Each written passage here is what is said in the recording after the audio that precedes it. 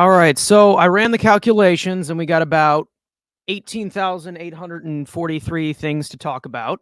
But other than that, we've got trade rumors. We've got our first half recap of how we've done in the first half overall. Tons of stuff to talk about. I'm sure rumors are going to float in and out uh, from Twitter universe. I'm sure things are going to change while we're live because they always do. But other than that, welcome to Mets Weekly, presented by Empire Sports Media. On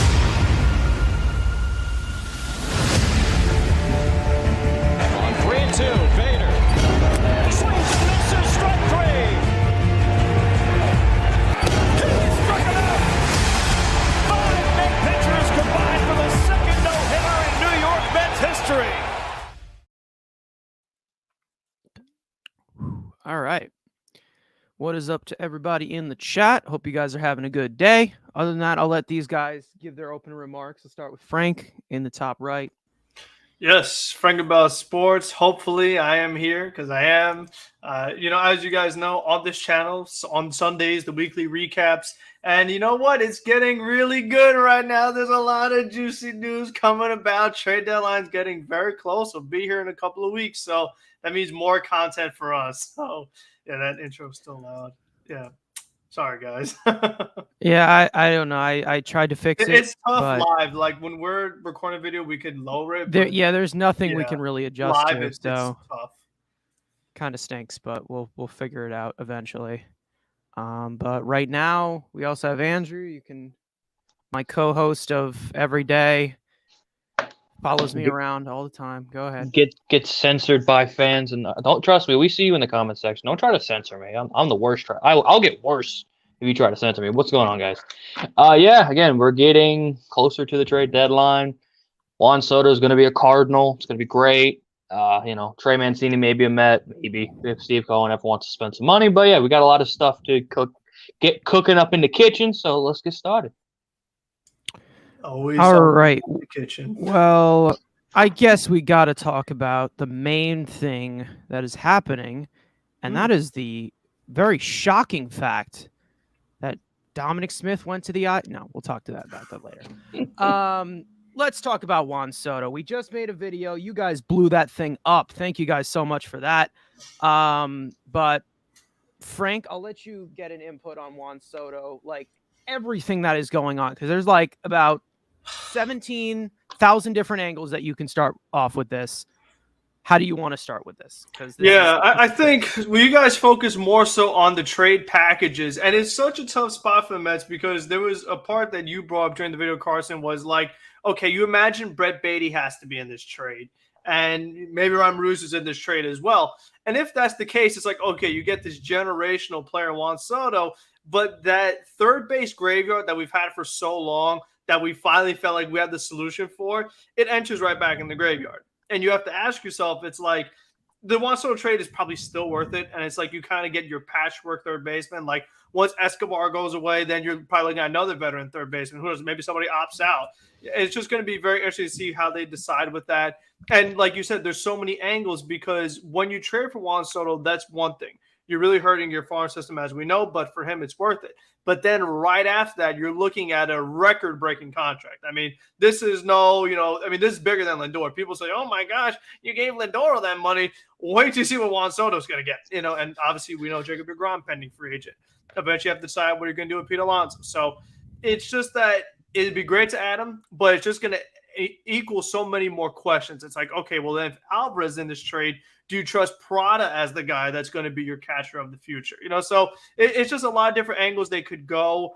I am all for taking on a Corbin or a Strasburg because even if it hurts us in the short term, at least it doesn't hurt as much in the long term as losing a Beatty or losing Alvarez would. So I think that's what they have to ask for because I don't think there's a perfect trade for the Mets. I mean, because he's that kind of guy where you're going to have a problem somewhere. So they just have to decide which problem they think they could fix the easiest if they make that move. All right. TonyMetro just joined us. You can give an introduction. You can also talk about Juan Soto because this has been the buzz around the town for the last week, at least. So yeah, go ahead. Yeah. First of all, can you guys hear me? Yeah, you're good. Perfect. Yep. Yeah, obviously this has been the talk of baseball here for the last 5 days or so. I'll tell you what, earlier in today, I was feeling really confident that the Mets were going to acquire Soto at some point this week before the deadline. I don't know why. I was just seeing so much stuff out on Twitter and on various Mets websites and from some reporters. Yeah, I know, right? Mets Twitter. That's a believable source. But Yeah. I really did. But the more you think about it, like Frank was just saying too, it's a really difficult deal for so many reasons. First of all, the Washington Nationals perspective, they're in our division. You know, imagine us being in their position. Would we ever want to trade with the Braves or with the Nationals or the Phillies? Absolutely not. I mean, I don't care what you tell me about their prospects. That would be a crushing blow to us as Mets fans. But the other reasoning, of course, is it's going to be a steep trade. It's going to require a lot of our top prospects.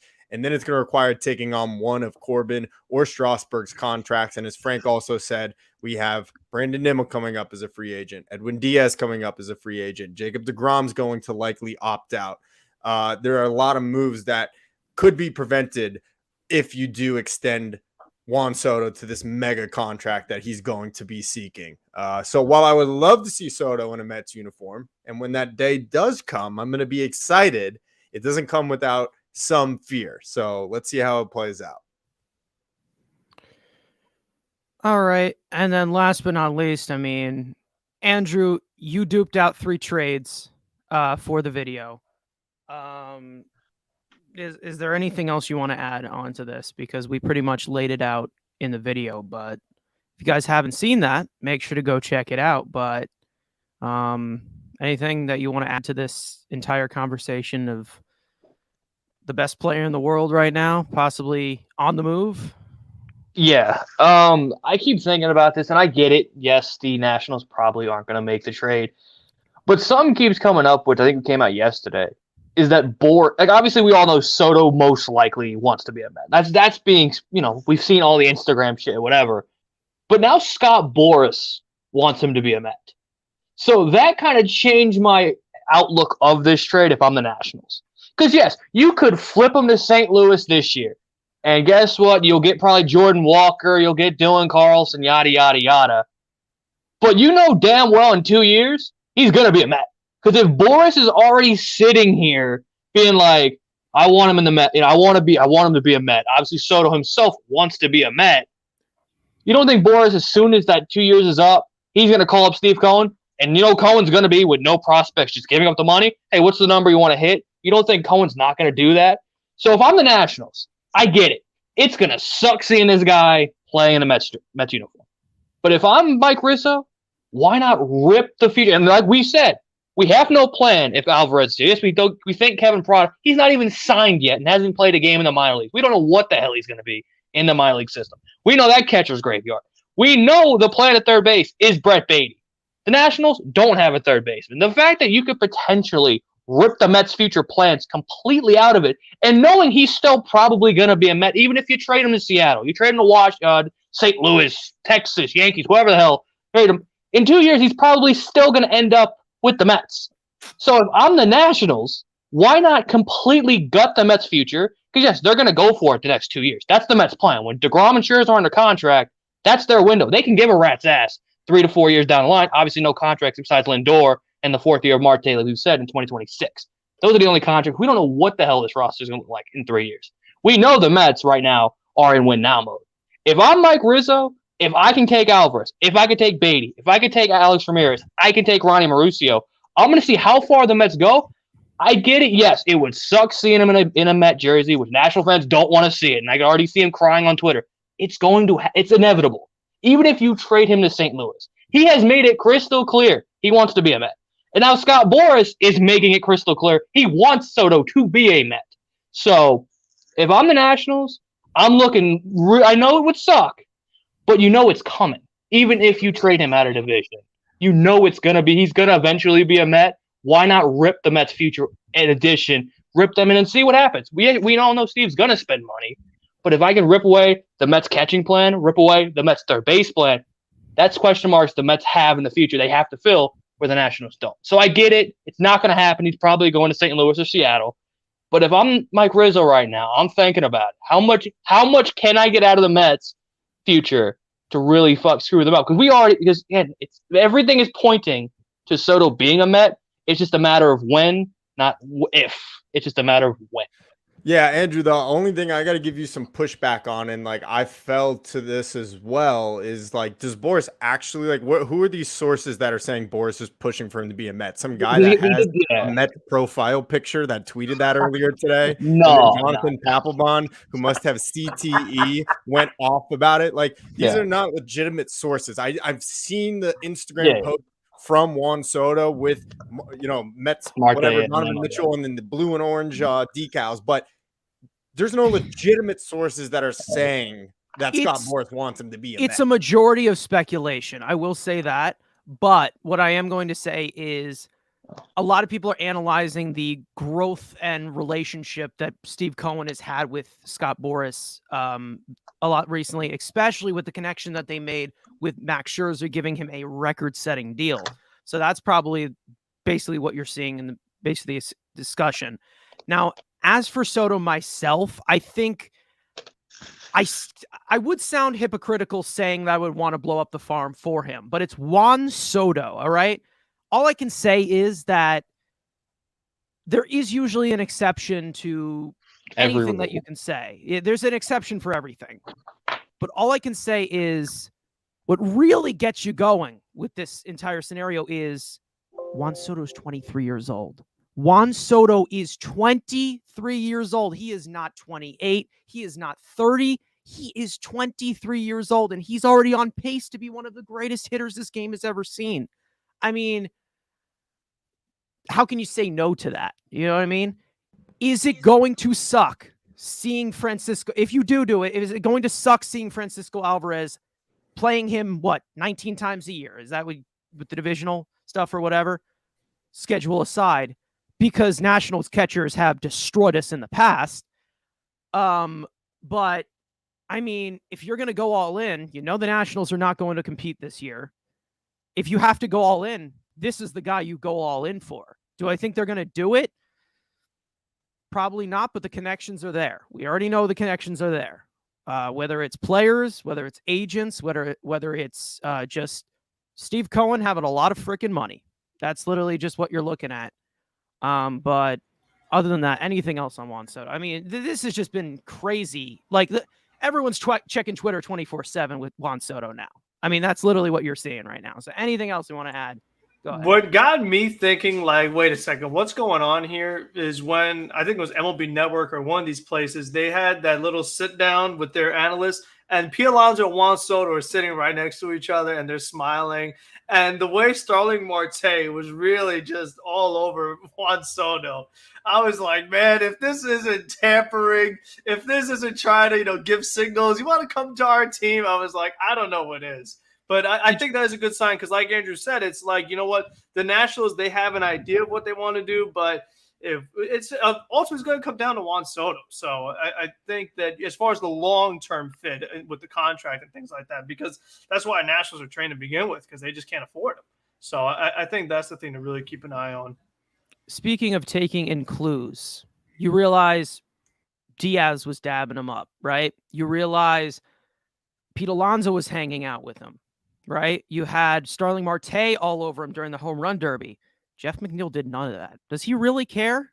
I mean, I think that McNeil might be the one to go. I mean, we talk about Alvarez and we talk about Beatty, but Jeff McNeil, can't even get a hit in the All-Star game. He might be the guy to go. I mean, what do you want from me? I mean, what do you think, Frank? Yeah, I mean, he doesn't care about the team. He's not doing this for the franchise. He's here for the quick buck. I mean, I think it's possible. Right. I mean, I don't see why not. He's a valuable trade chip. So keep Beatty, give him McNeil. I make that trade. McNeil, keep Beatty. They could do that. Okay. But other than that, no. McNeil's been great this year. He's an all-star. He's been great. He's proved me wrong. I love you, Jeff. All right. Other than that, I think I'm going to get into other points unless we want anything else to talk about Juan Soto, because I think that's literally just what everybody wants to talk about right now. We got 15 minutes that we already spent on Juan Soto, so let's just go to the All-Star break. Let's just talk about what we saw. We saw Pete Alonso not get the three-peat, lose to some dude. Some dude, yeah. Andrew, if you'd like to tell me about this. I mean, get your remarks out now. Go ahead.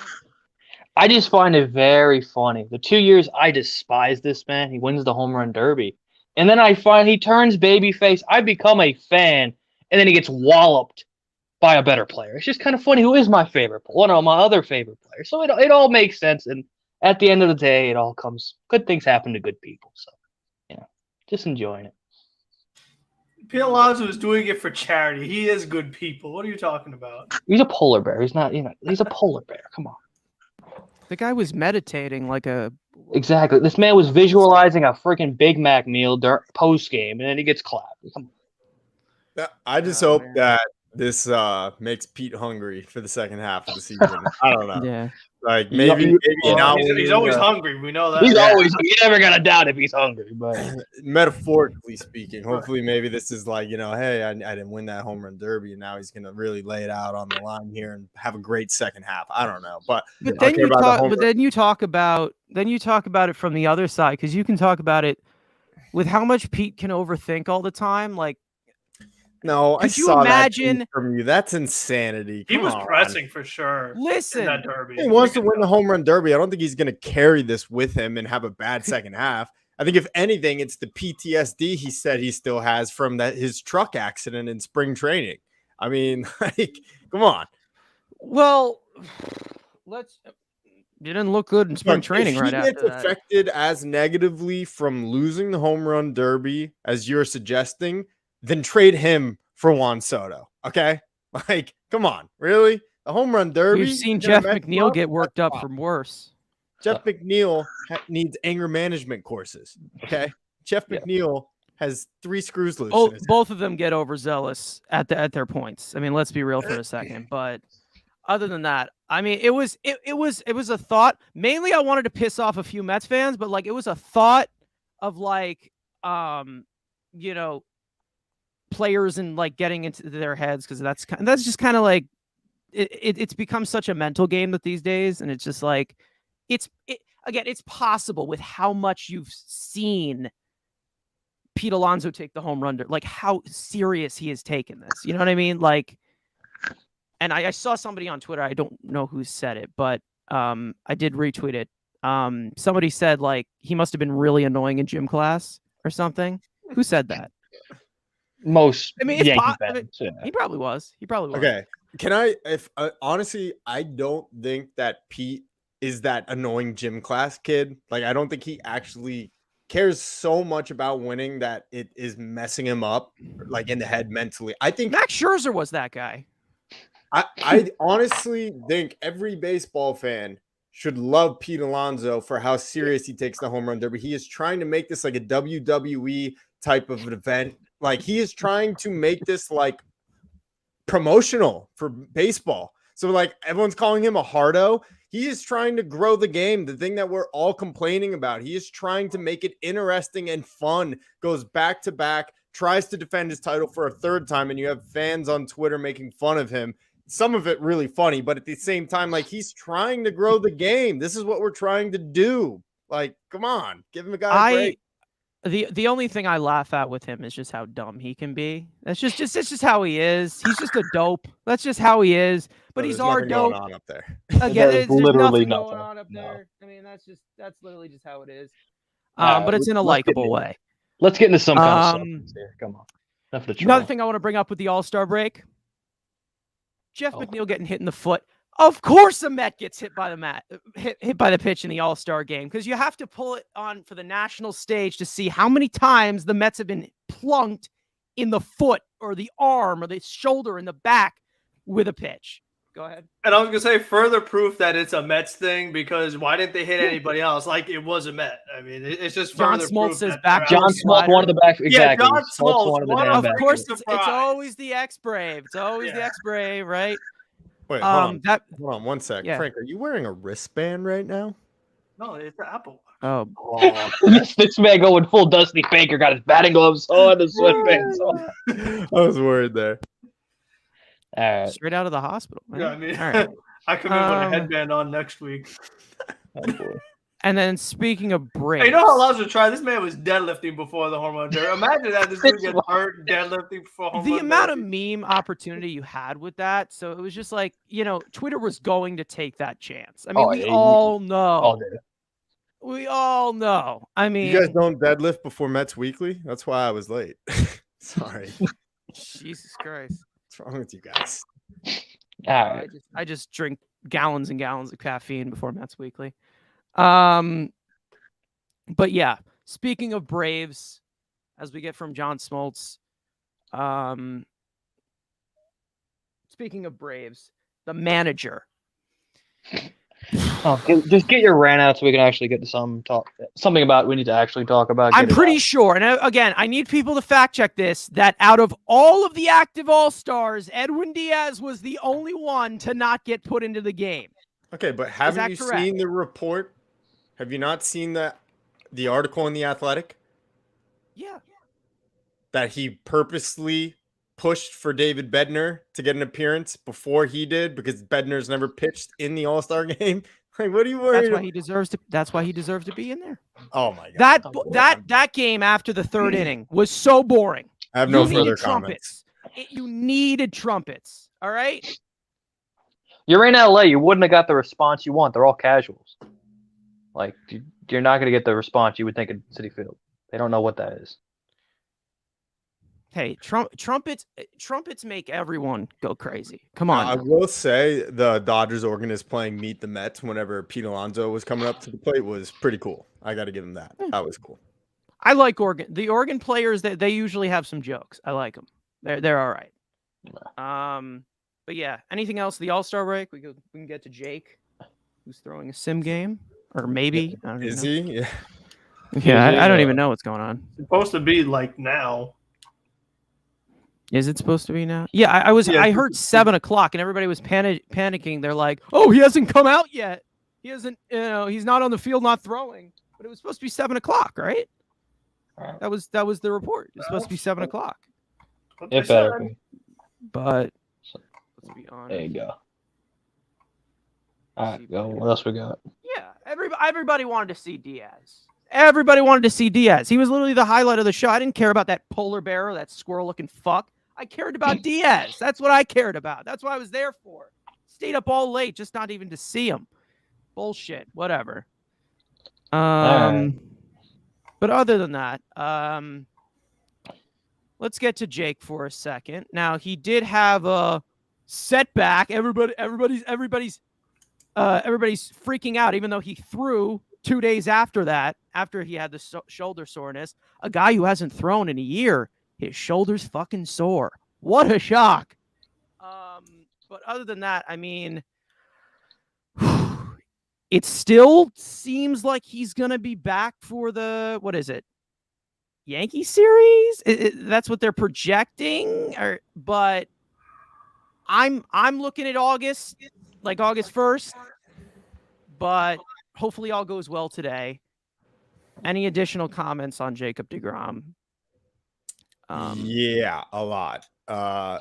This was not just shoulder soreness. Okay, it was, but this is not the first time where Jacob deGrom got very close to coming back and then all of a sudden all fell apart and disintegrated. That's where the frustration from Mets fans lies. And that's why I was very frustrated to get that news just minutes before the All-Star game started. I didn't even want to watch the All-Star game. I was so irritated from that because we saw him come back in spring training this year, makes 2 or 3 spring training starts. All of a sudden, injured. Haven't seen him this year. Obviously, last year was start and go, get pulled from games. Then he went out, and we kept hearing he might come back. What's the injury? We don't know. There's still no diagnosis. Then it's just been so frustrating. And to also have it coincide with these rumors of him potentially going to the Braves of all teams this offseason, which I don't put a lot of stock into, but just the fact that this guy has not pitched in a full year and is planning on opting out. Yeah, I was really frustrated. And I'm sorry, but August 1st can suck my you-know-what. Go out and pitch this week. You've made 4 rehab starts. You've done every level of the minor leagues. You did a sim game today. I'm not saying that the Yankees game needs to be the first game he pitches, but if you are healthy and ready to go after today's simulated game, get on the mound in an MLB stadium and let's see if you could do it. I'm done with the waiting. Well, I mean, here's the deal.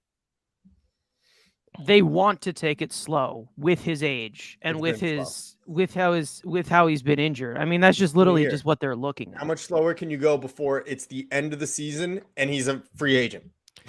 How much slower you talk about how it's easily how you talk about how easily it's just don't throw that hard. Don't throw that hard. There's not really much that he can do anymore. It just effortlessly comes out of his hand like that. Like that's literally what you're looking at. It's frustrating. It's incredible that the guy's able to throw 100 miles an hour. It's incredible what stuff he has with his fastball, slider, and changeup. But like, it's like you're at like a road where he just can't control that anymore. Like it just at this point, you've seen him go through all of these insane injuries. He comes back. He's still throwing 100. Maybe it's just time to say that he really just can't dial that back. Like that's just kind of just how he is. And it literally, it gets frustrating, absolutely gets frustrating because it makes him extremely vulnerable to injury, plus the 34 years of age that he is at. But it's like, what can you do at this point? Like, there's just nothing that you can really do. Except try to throw him out there and see if he can do it still. Because at this point, like you said, he's 34 years old. He's planning to opt out after this year. Shit or get off the pot. I'd love to see him go out there, but it's like, you know, you don't know what risk that you like. It's just like, I feel like there's so much of a scare from what you saw last year. Like that's just what I feel like the precaution comes from. But like, again, I'd love to see him out there, and he looks good, obviously, when he's doing these rehab starts. But like, I don't know. We're not getting any information that we're supposed to be getting with his health. I think they're keeping that a lot behind closed doors. They did a lot of that last year as well. So I don't know. The other thing about him leaving as well, another thing, what I want to add about this, I really think that if he were to leave, what's it called? I think that one of the big deal breakers was Sandy Alderson's little fumble last year of it was a bruise, it was a tear, it was a rash, it was a drug overdose. I mean, whatever he was saying last year, I think that really that would probably set him off. Again, that's just an observation. There is no fact to that, but I just want to put that point out there where maybe he's upset with that type of management. I don't know. We're all upset with Sandy. I think we've all agreed that he needs to go. It's enough already. It's past his prime already. It's past his time. Give it to Epler. Hand it off. Bring Stearns in. It's enough. But like, it's just, again, there's tons of factors that you don't know. Again, and the main thing that comes from all of that is Jacob deGrom is Jacob deGrom, and he says nothing. He's quiet. He doesn't really say. He doesn't really have any facial expressions. You know what I mean? Like you don't really see much from this guy. But other than that, anything else on Jake? Because you know we're pretty much playing a waiting game right now. And I would hate for it to end like this, but it's just it's you know whatever's going on. Yeah, I think he has to pitch as soon as possible because of what happened last year, and that the Mets were under this expectation that deGrom was going to come back, and then the trade deadline happened, and on the day of the trade deadline, deGrom got a setback, and they didn't do anything to address the rotation. So I think that they do need to have him pitch on a major league mound for the New York Mets so that they can decide, are you in or are you out? Will you be with us in October? Can we count on you? Because that should be how they're going to address this, or this trade deadline. Because healthy deGrom, Mets have a chance against anybody. But if he's not there, it gets a little tricky. So I think that they got to decide. Like, we've tried to take it as slow as possible. We've given him as much time as we can, but like Tony said, eventually gets to the point where, like, of course, you said you hope he could pitch in August. Trade deadline's August 2nd. So it's like, we're getting really close to, we got to make our decision. How are we going to move forward? Can we just focus on bats? Do we need to go after a big pitcher? I think that's something they really got to be considering. It's just the question marks are forming a lot because remember the beginning of the year we're like, okay, he's probably going to opt out after you see what Max Scherzer got. He says he's going to opt out, and then you see, well, is he going to be healthy this year? And then we're like, okay, well, he looks good in spring training. No, he's not healthy, and we're back at square one. So the question marks are definitely forming, but again, like I said with the Juan Soto deal. Again, and I'll probably get shit for this. Do I really care? No, obviously. But there's always the exception.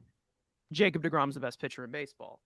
So listen, I understand everybody's like, I'm not panicking yet. I think he will be fine.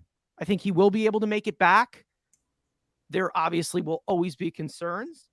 That given his injury history, his age, and also the fact that the Mets are the Mets. But, you talk about Jacob deGrom, you talk about Juan Soto. Jacob deGrom's on that level of Juan Soto of exceptionist, in my opinion, no matter what you're looking at currently. It's not a matter of talent. It's just a matter of will he play. Like, Juan Soto is going to play. I don't know what Jacob deGrom is. I think no matter what, whether he opts out, opts in, it's all, is he a smart investment? Are we going to spend Max Scherzer level money for him not to pitch as often as Max Scherzer does? I mean, are you going to allocate that much resources and you're just paying for a guy to be hurt? Watch who you call an investment, because Steve Cohen tweeted out that Kumar Rocker, about him being an investment, he got so much shit for that. So watch who you call an investment. Look, this is the bottom line for me. Yeah. He's made his rehab start. He has not pitched in a major league game in over a full year. He had an entire offseason off. He made 3 spring training starts at the beginning of this year before getting hurt again. If he pitches in this simulated game today, it's time to try to get on a major league mound and pitch, especially with the potential of him opting out at the end of this year. I'm sorry, but we got to see what this guy is. We got to see, like I think you said, Frank, are you Mets fan, about how do you go forward, not only with next offseason, but with this trade deadline? Because I'm sorry, I wouldn't feel all that comfortable with this current starting rotation in a playoff series versus the Dodgers.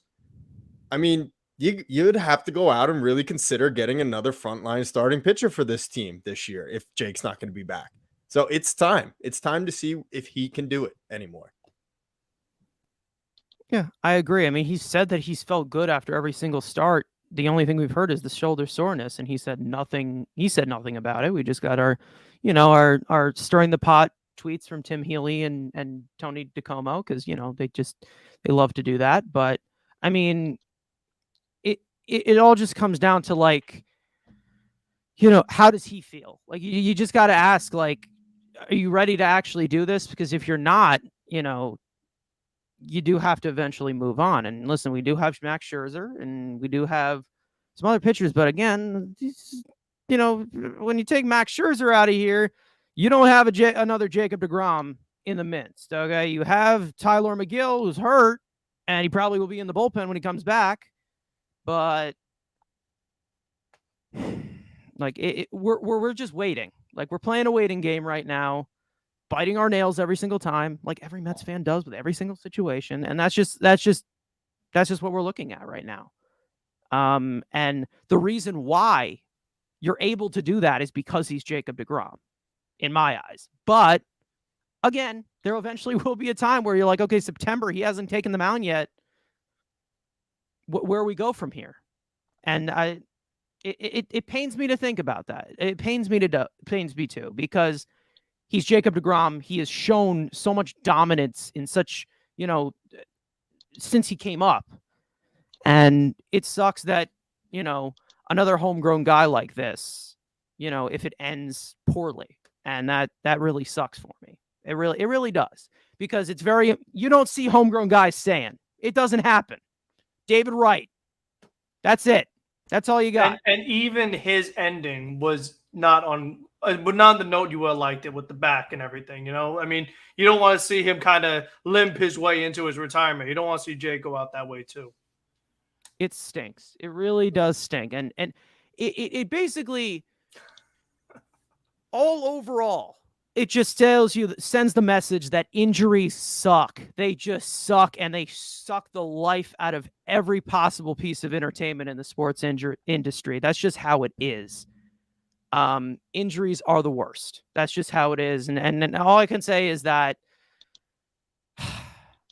the fact that, you know, I talked about it last year when DeGrom went down, we all went down. He was the most injured out of all of them. We had so many injuries. We used 64 players last year. He was the deal breaker. So when you're seeing injuries that can destroy a career throughout, you know, throughout how talented they are, I mean, it really sucks to watch. I mean, you know, heart's in my heart. It was always in my throat seeing him come out of every single game. So, I mean, you know, at the end of the day, you're going to have a moment of truth eventually with this whole situation. Am I looking forward to it? Absolutely not. But, you know, they got to see where they're going to do to move forward, especially in this 3-year time frame that they have with Max Scherzer and everybody here. So, but what else we got? Anything else on Jake? No. All right. Well, I'm going to add something that I did for, I posted something out on Twitter a few hours ago that we'll have a little bit of discussion of that. But first, I do want to talk about Mike Mayer, that tweet about Daniel Vogelbach, obviously. Great against righties, not so good against lefties. So they're probably looking at a platoon. I think that's what they're saying. They're here to replace JD Davis and Dom Smith. And there might be a video about that tomorrow. But other than that, Daniel Vogelbach, I mean, is this somebody who can be like a priority to, you know, for the DH position? I'm not saying Juan Soto ain't a priority, but DH position, is Daniel Vogelbach like a main guy that you would be able to go after? You would want to go after. I think based on the kind of caliber player he is, like he would be mostly a platoon guy. If we want to preserve our farm system as much as we can, not getting rid of any, you know, big time prospects while still improving the lineup quite a bit, he probably is the guy to look at, because like we've said, it's like, okay, well, is San Francisco a seller? Is Boston a seller? Are the Orioles even going to trade away Trey Mancini with how hot they've been? I just think that it's like the market right now, as far as hitters, it really isn't that great. I mean, and if there is a good hitter like Juan Soto, you just have to give up so much. And it's clear that the Mets do have to do something about this DH position. We've said it all year long. You know, now Dom Smith being on the injured list, even with 2 good ankles, he wasn't any good. So Daniel Vogelbach, he has the power. I mean, with that much body weight, how could you not have power? So we said that. We say, you know what? You need a power bat. He's got power. But like I said, the only thing is that I'd like to add him, but I still think they need a caliber ahead of him if they really want to go to the next level. Because if we're talking about protecting Pete, if you're a pitcher, you'll say, oh, man, I can't walk Pete here because I have to face Daniel Vogelbach. Oh, my gosh, I'm terrified. Because the problem is that late in games, all of a sudden with the Braves that carry 4 lefties, they'll just be like, oh, well, you know what? We'll walk Pete, bring a lefty face Vogelbach inning over. You know, I just think that as far as a strategic standpoint, they just have to be looking at those kind of things too, because we need the bat, but it's also like we also need to protect Pete. That's the other thing to really take this in, because we'll get to it later, but Pete's been so important. You want to get the most out of him. You don't want to neutralize him or be in a position where he gets limited that they could pitch around him. You want to get the most out of Pete because he counts for so much of this offense. What I like about Vogelbach is he's not an all or nothing hitter. He's willing to take a base when he's not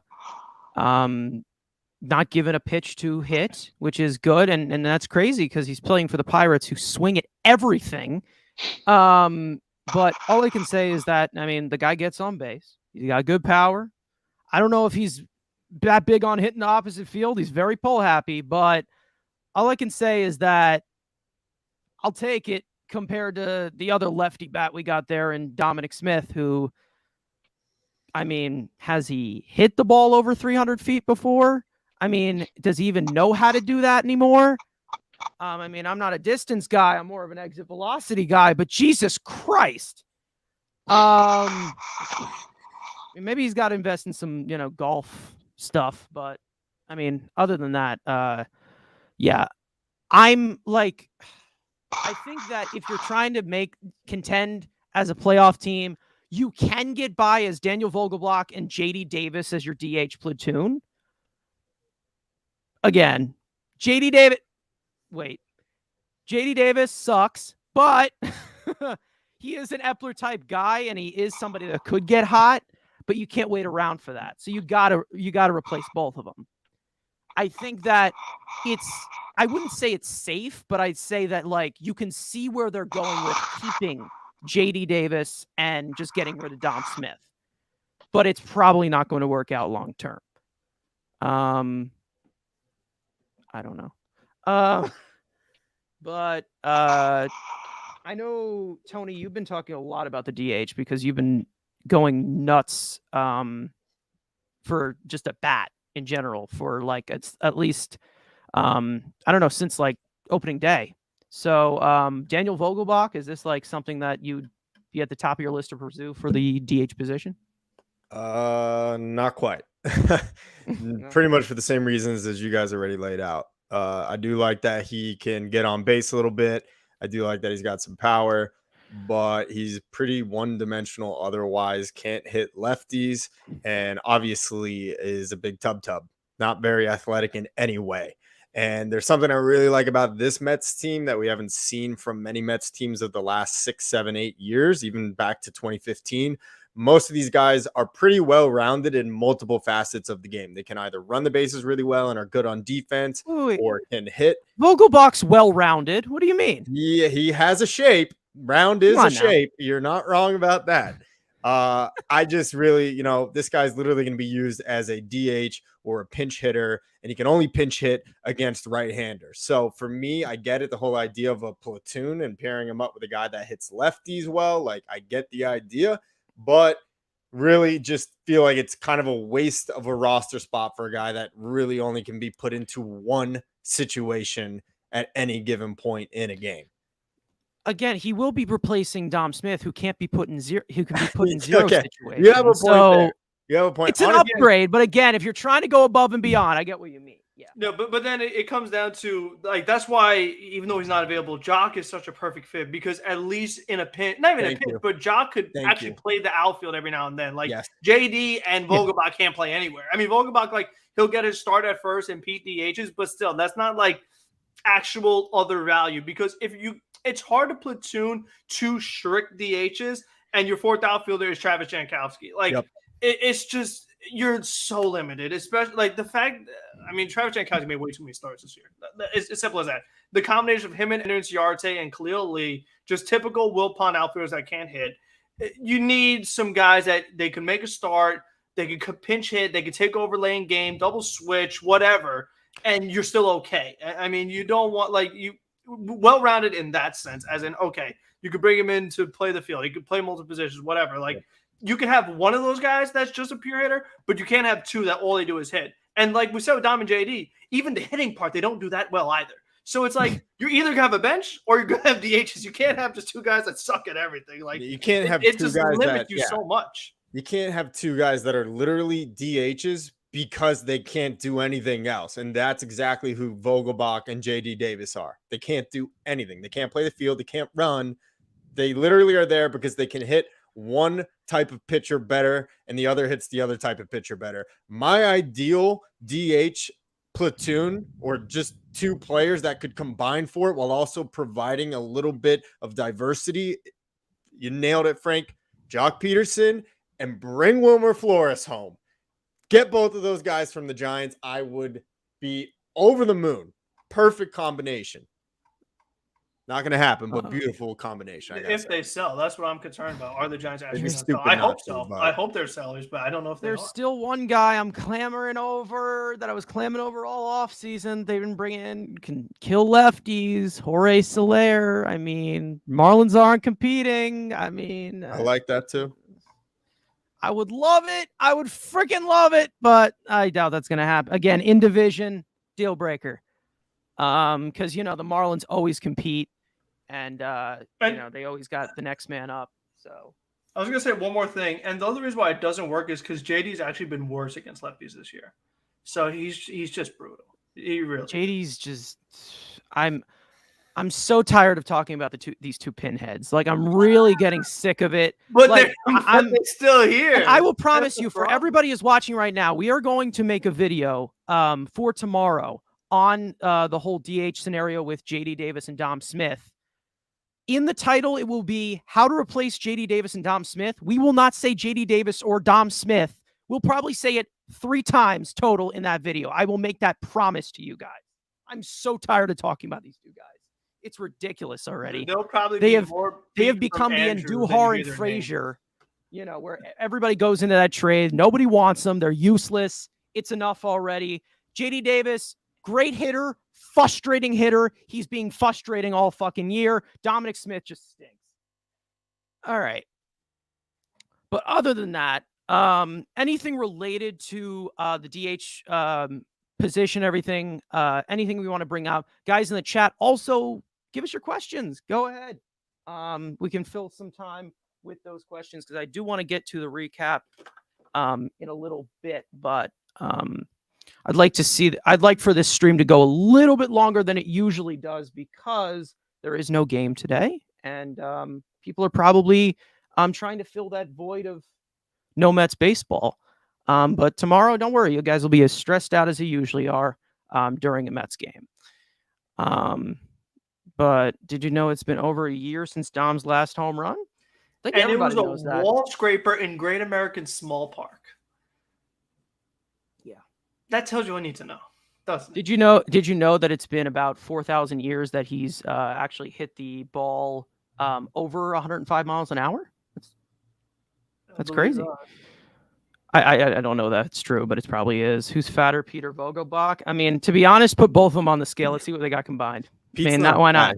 Pete's not fat. He's big boned. Pete's big boned. Yeah, exactly. He's got the. I mean, he does seem like he have a personality to go like full on Eric Cartman maybe once or twice, but he'll definitely act like Eric Cartman when you're asking him for an autograph. Am I right? All right. But other than that, okay, yeah, we'll okay. All right, what else do we have? Wait a minute, wasn't his name I Miss Noah?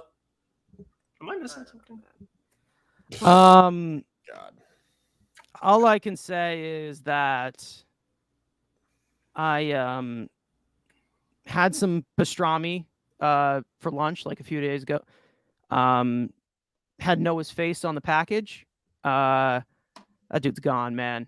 If he comes to the back to the NL East, I'll welcome it. I think that's BP, to be honest. And I usually don't talk confident with Mets offense, but that's BP, man. Yeah, because I'm sorry. Former Met revenge games always go in our favor. Yeah, Marcus Stroman got torched last week by us.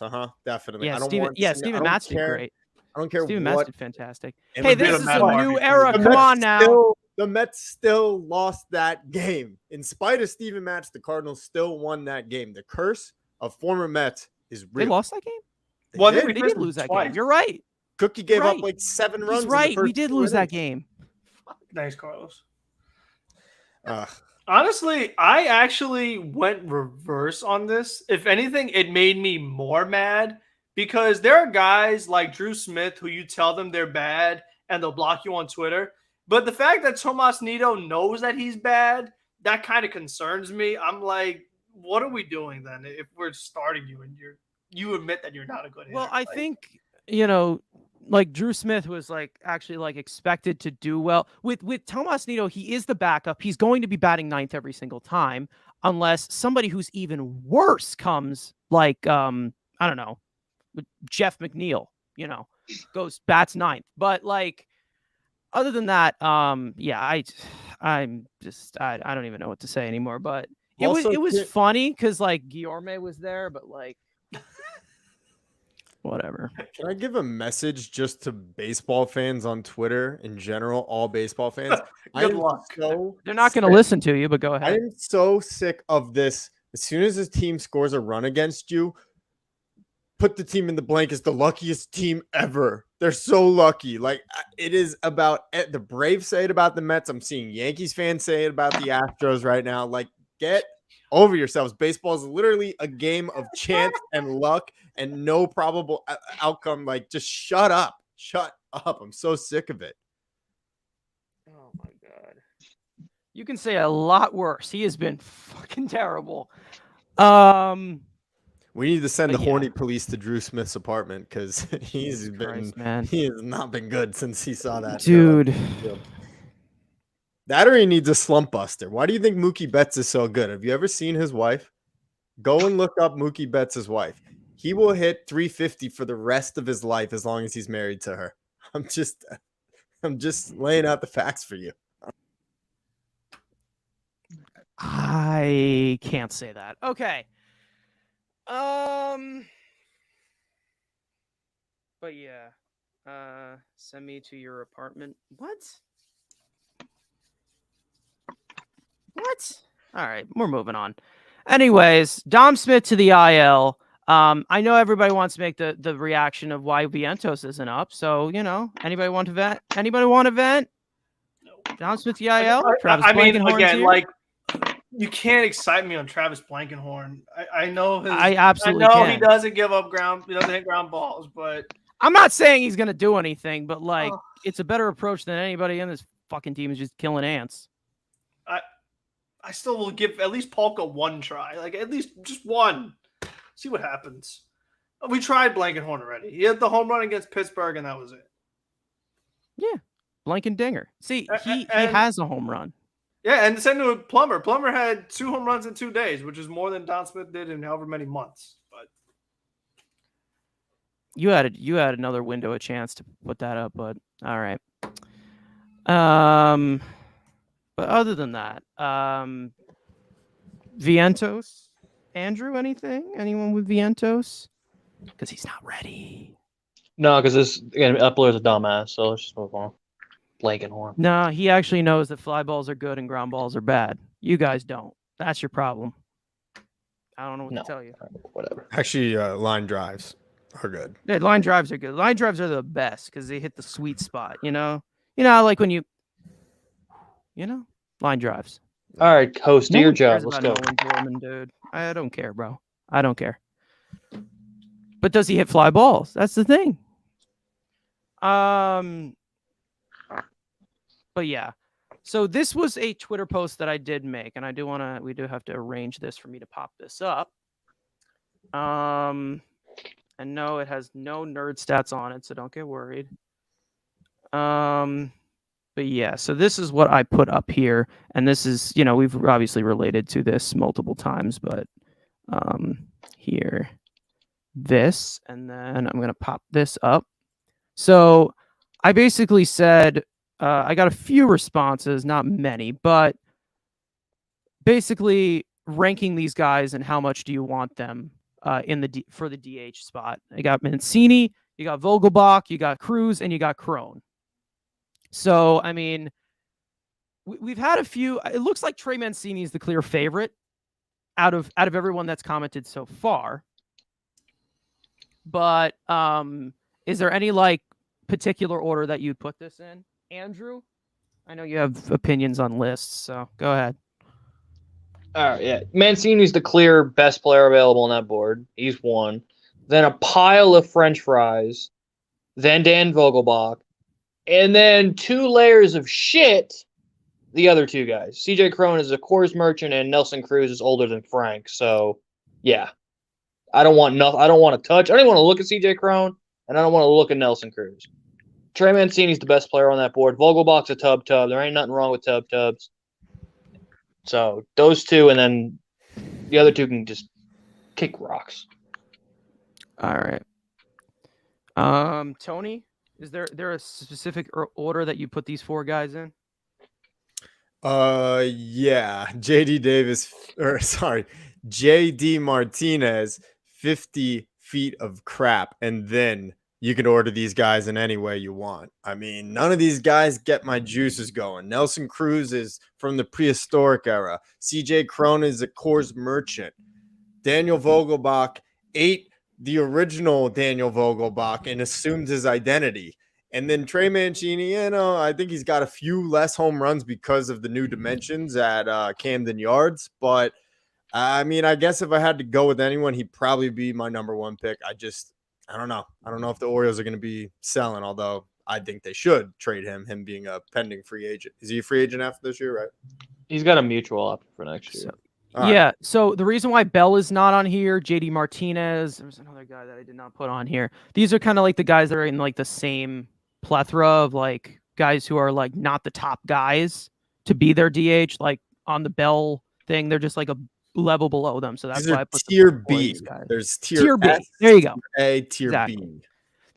These are also like the top 4 guys that I've also heard the Mets being involved in the most as well. So, Frank, is there any specific order you have for this one? Yeah, Mancini is quite a bit above the other guys. It's CJ Cron, he's ahead of Vogelbach only because at least he's kind of the same righty-lefty where his splits aren't as drastic as Vogelbach. Yes, the home and away splits are pretty drastic, but still, like, he's been a successful hitter out of course field, like with other teams like the Angels, for example. But then Nelson Cruz, like, all the way at the bottom. Like, he's probably, like, there's very few times where there's, like, one guy you say avoid him at all costs. Like, Nelson Cruz is that guy for me. Like, I just think there's not much left in that tank. Have you thought about the team chemistry, though? What he could do for a clubhouse, being that veteran guy, teaching them to take steroids. I mean, Cano could have done that. We could have kept him. We were paying him so much we've money. Done we that. could have at least had him do that. Yeah. Here's the and why not thing bring the former Met home? That's the only thing. This is a very light. This is a very light grain of salt point that I want to make, but I will say, out of all these guys, Nelson Cruz has a pretty good career in the postseason. That is something that I can put out there. But again, it's just so old. Yeah, when he could use his lower half. Old.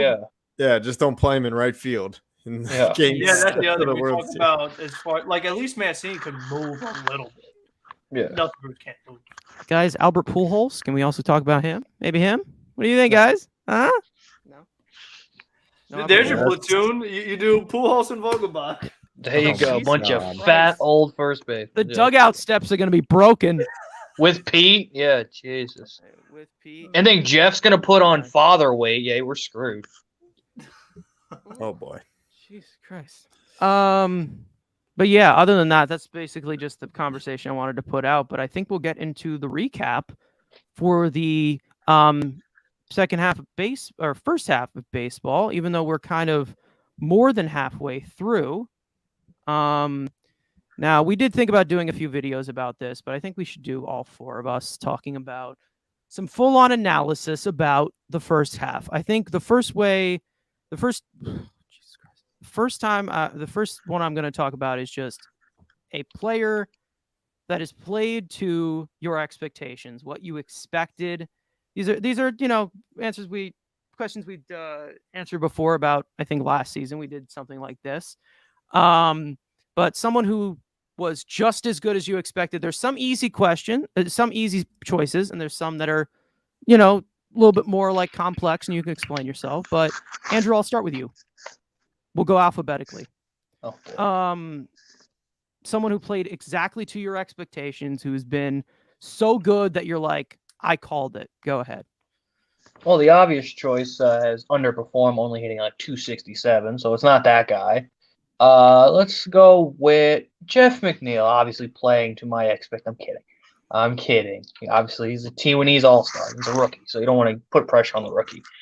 But I guess you could say Adam Ottavino, because of all of us, I was the happiest when I saw Ottavino's name when they signed him. Because everyone else was like, oh, he's old and washed.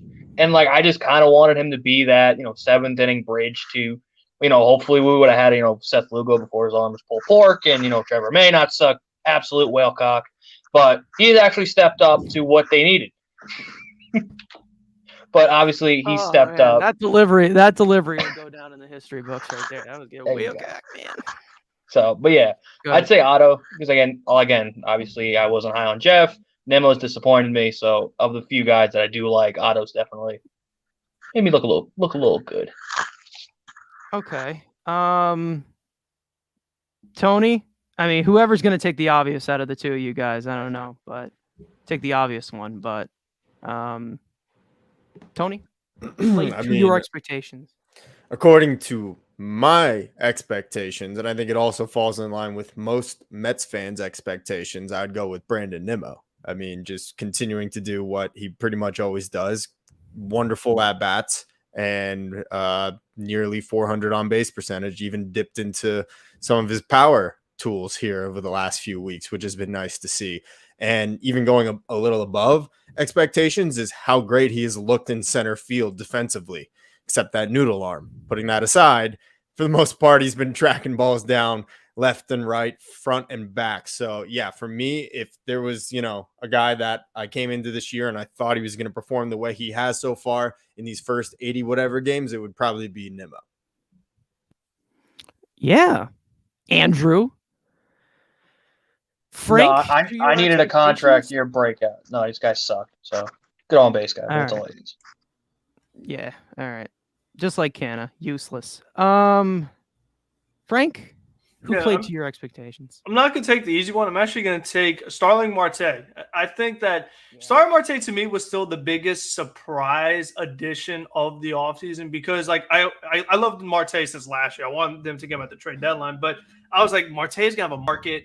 I thought a lot of teams would be heavily involved and it would come to an overpay for the Mets. But then when they got him, I was like, you got Marte too? Why not? Because this is a guy that he's just going to put the ball in play, not going to strike out. He's going to give you his base hits, steal some bases, make plays in the outfield. And he just added a really nice element to this team. And I just love the play against the Cubs, for example. Even the Mets lost that game on Sunday. But when Marte is able to break for home while Lindor goes to second or an extra innings the night before where Marte takes second and it just creates more things that element of speed, I said the Mets could use this so badly because under the conservative leadership of Rojas and DiSarcina and these guys, they didn't send anybody. Nothing was happening on the bases. But Marte was that kind of guy that you let him cut loose and he could really make some things happen for your team.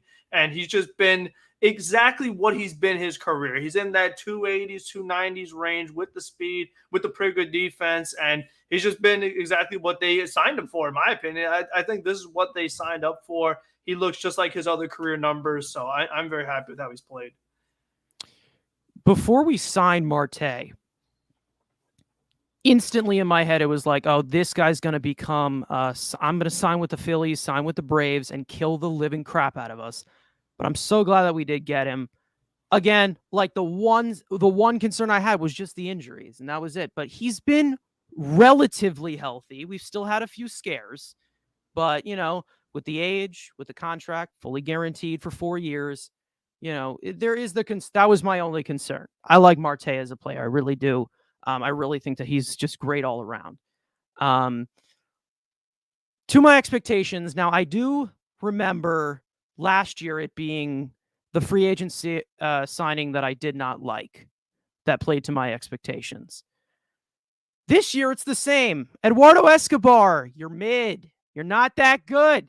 I'm sorry. He's not that good. I don't know what to say anymore. He's had his spurts. I give him his credit when he plays well, but he has a few games where he's good and then he just disappears. These are the problems that I have with him. Horrible high leverage player. Doesn't do well with runners in scoring position this year. I mean, I don't know what to say anymore. He's just not that good. I don't know what to say. He'll be good at some points, but to sustain a guy that's going to be in the middle of the lineup, no, not at all. Matt Chapman was there. That's all I got to say. Fair, but Escobar's probably had more impactful plays in his 80-something games with the Mets than Conforto has in the last 4 years. So just putting up due to waste numbers, pad stats like Conforto. Listen. Okay. Now, let's not start talking about guys who make an impact with the Mets, outfielders that make an impact with the Mets. Let's not forget the long tenure of Carlos Beltran, okay? Your Puerto Rican the long tenure of Carlos Beltran as the manager. He contributed so much. And he's undefeated. Not to mention in 06, I also can pick that one up. Probably should have won MVP, but the MVP didn't come through. So what am I going to say? But other than that, guys, I can't. He's just not that good. I don't know what to say. He gets RBIs. Great.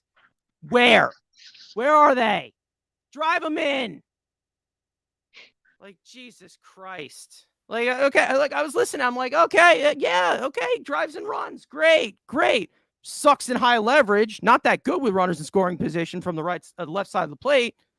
No, go ahead, do it. He hasn't done it, so fuck him. He's a nice guy, though. I will give him credit. He is a nice guy. If he wasn't funny, I'd probably, hunt him down. But other than that, anybody else like a mention, like to your expectations, any like a shout out for that, and then other than that, we'll go. That I do want to add somebody else, Colin Holderman. I expected him to be really good, and he's really been a key part of whether he needs to lock someone down or be good. Very small sample. We'll see where this goes, but I definitely see him as a key piece to this bullpen going forward. I mean, he's really looked really good. Not fully there yet, but maybe he's the next. I think he's the next Clay Holmes. Why not? But anybody else play to expectations? Do you want to? Anyone? I no. mean, Max is obvious, but the other guy that deserves, yeah, that's the thing. Like, I didn't want to. Yeah, the other guy that deserves credit though, at least, was Chris Bassett. I think Bassett.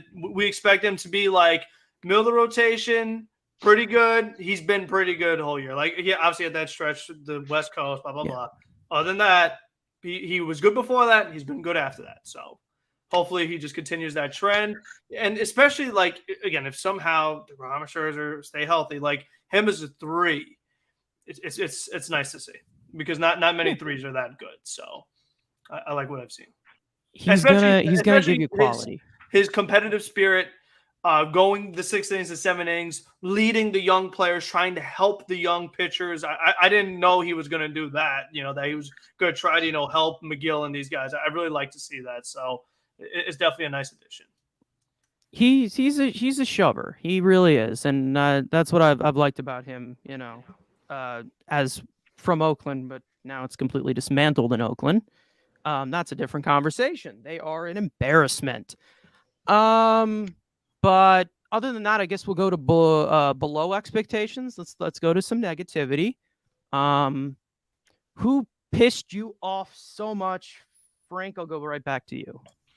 I mean, I have to take my guy, Seth Lugo. I mean, I had such high hopes for him, but we talked about it in the last show, but it just continues. Like, I have no confidence in him anymore.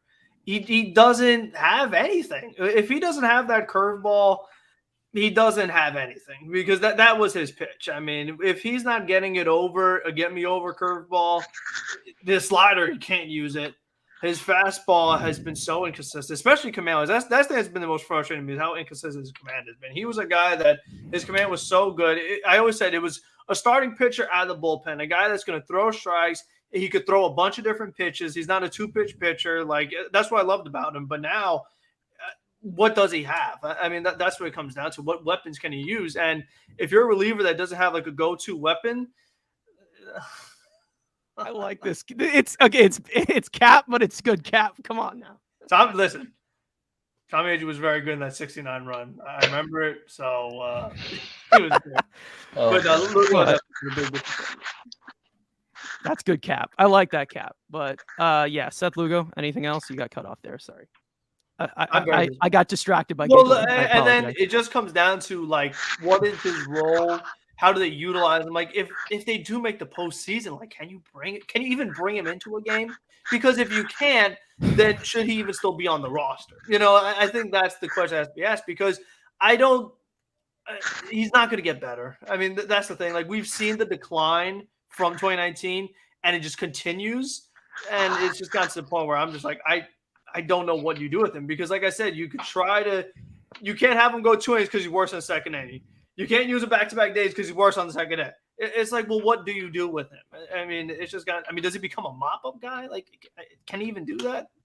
You don't know what to do with him right now. No, I have complete balance for Seth Lugo, where there's two different parts where I don't really blame him for how it's become of him.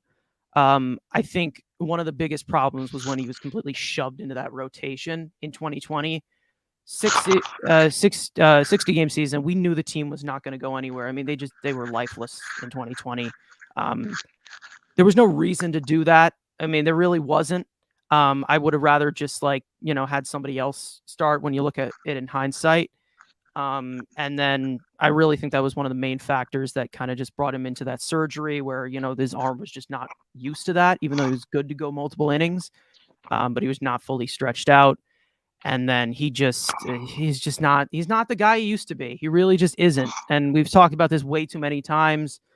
And I hate that it's another player that's like, you hate it's ending this way, but it's like, it's looked really, really bad. Below your expectations, Tony? Anybody that's just been so bad? Yeah. First guy that comes to the top of my head is pretty obvious one. It's Eduardo Escobar. Obviously, it's not been a great season for him. I said on one of our streams when the Mets signed him, or I guess it was probably closer to spring training when we had a good idea that he was going to be starting every day, that I liked Eduardo Escobar. I didn't like the idea of him being an everyday starter. I still wanted a big bat. And I was wrong to say that I wanted that guy to be like Chris Bryant in addition to Eduardo Escobar. Clearly that was wrong. Chris Bryant's been awful, but I wanted someone of that ilk. And I wanted to still see Eduardo Escobar, but intermittently, changed around the infield because he plays so many positions. And clearly we've been exposed at third base. He's really just had a tough year of it. I will say defensively, a lot better than I expected. He's been a lot better defensively than what I expected. Makes the routine plays basically every time, and he's even had a few really spectacular plays here over the last few weeks. Flubbed that double play ball on Sunday. Yeah, all right. That has been pretty rare from him. But overall, we brought him in to be a 25 home run bat, and he has just been absolutely brutal with runners in scoring position and pretty much any other facet or at bat situation. So for me, he's been below my expectations. As for him for a defender, I mean, he's a good routine defender. He just doesn't really have the range. I feel like normally he's a second baseman playing third base that can play third base if you really stretch it out. But I mean, other than that, we'll go to my everyday co-host, my partner in crime, as they say these days. Who's played below your expectations? Who's sucked dick? We've got a few options here. Obviously, the obvious were names, so I can either go narrative based. That's Tyler McGill. Again. Here we go. Cut his mic off. Enough. Here we go. This guy was supposed to, obviously, the opening day star. We know he's not the best pitcher on the staff. That's not, and it's really not even his fault. It's been the consistent injuries with this guy. Where every time you think he's finally going to get started, he gets back from the injury, you think, okay, here we go. He's the quality number 3, number 4, depending on, health in the rotation, who's going right, who's going wrong. And every time they've depended on this guy, gone again. So, again, we've said, obviously, they've compared him to Jacob deGrom. He's acting like him, always getting hurt when team needs you most. But, again, and like last year, he's had some good starts. There were some good, but there were still the same problems of him getting bombed sometimes and the home run ball being his biggest Achilles heel. So, again, I'm not the highest on him. If the Nationals want him, they can have him for a bag of chips. If that trade, if Soto's possible, I'm sending him out of here. I'm partially more in the now slowly turning to David Peterson is better than him. So you can clearly have him, but he's definitely underperformed when he's been on the mound. But the biggest thing is he's never been on the mound for continuously, 4 to 5 starts besides the first month of the season. I would go after you right now, but we did just get some Jacob deGrom news. He has pitched 4 innings today, facing 13 batters, struck out 10 of them.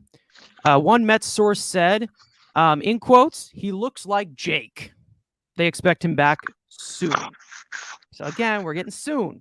So I I don't know, man. I don't know what to say anymore. They say how many pitches. Other than that, they didn't say No, so. they said- I did not see it. It'll probably come out. I don't know. I'm gonna guess it was 60. I hope, some. I hope it was even that high. I'm fine with bringing him back and him only pitching 60 like his first two or three starts. You know what I mean? Like I'm fine with that. You know what I mean? Like ease him in as a somewhat like extensive opener. Like I'm fine doing that. Him You just need and him on the mound. I mean that's pretty much it. him and Peterson could tag team. Maybe. Sure. I mean maybe him and Tyler McGill could tag team when he's healthy. Yeah. You know what I mean? Yep. But Yeah, some reporter. Some reporter, If some we don't have weasel. enough time on the stream to talk about that. Yeah, that guy. No, No, it was not even worth the breath. He does not deserve. The only attention you can give to him is a whole other stream devoted to him. Like that's literally how ridiculous he is. But you know, long shots could be long shots. Who knows? But the way that he puts it, it's just like you just want to scratch your fucking eyes out. But other than that, who did I below expectations? You're the Everyone, one to go. yeah, Just me? everyone's one. Okay. Yeah, I think this one's pretty easy. I think, Frank went with a reliever that he was advocating for a while. I think I got to go with someone that I advocated for a little bit, Drew Smith. I mean, he looked bad. He's not looked good. You thought that when he changed the cutter to a slider, he'd be able to get some more soft contact. That has not come through. He started off, obviously, a strikeout kind of dominant pitcher in the beginning of the season. And you're like, okay, maybe this will subside. But no, that hard contact completely caught up to him. And he has looked like absolute shit. I mean, fly balls are fly balls. I don't like fly balls. You really thought that he would actually be able to actually fucking fix that. But I guess not. Pissed me off. I'm very disappointed. Maybe he'll surprise me in the second half. I don't know. Doubt it. But considering how much we've seen with all the relievers they're bringing in, again, just like Seth Lugo, he's working down the the pecking order, as we say. Anybody else that's been disappointing? There's limited options now because the team's actually pretty good. I was going to say Dom is disappointing because there was that whole time where in spring training he had got the shoulder fixed and now he was able to swing differently and he was hitting home runs. Let's get this straight. So Dom Smith has hit a single home run during the regular season, but he had 2 off Max Scherzer in an exhibition game. Go figure. I mean, he's just been so frustrating because we thought that was why he was so bad last year. His shoulder was messed up. Oh, it makes so much sense. Now he's even worse. That was just 4D chess veteran leadership from Scherzer. He's like, I got to get this guy back to where he was. So I'm going to let him. He's just trying to put him over. He just took the fall for him. Right. I'm going to let this guy take me deep and have the most confidence in baseball this year. And Dom said, "No, I'm good. I'm going to go to Taco Bell." They were catfishing. They said. They catfished it. It's just like what Patrick Mazeika does. Like his first game back, he'll get a hit, and you're like, okay, maybe this guy's all right. And then no. I mean, honestly, say what you want about Mazeika, and I've said plenty. I think he might have the best bat speed out of any of the Mets catchers. Like James McCann and Tomas Nido look like they're swinging Babe Ruth's 50-ounce bat. Okay, he hits it, just doesn't go anywhere. He does hit it. It just doesn't go. No good. I'd say Nimmo hits the ball harder than all 3 of them. I mean, we're comparing dog shit to dog shit. Nido. Yeah, Nido. I'd say hits the ball as hard, but I'd say Mazeika. It's accurate to say that. But other than that, let's go to someone above expectation, someone who sunshined. That you didn't even think that was that good. They stink, but then they don't stink.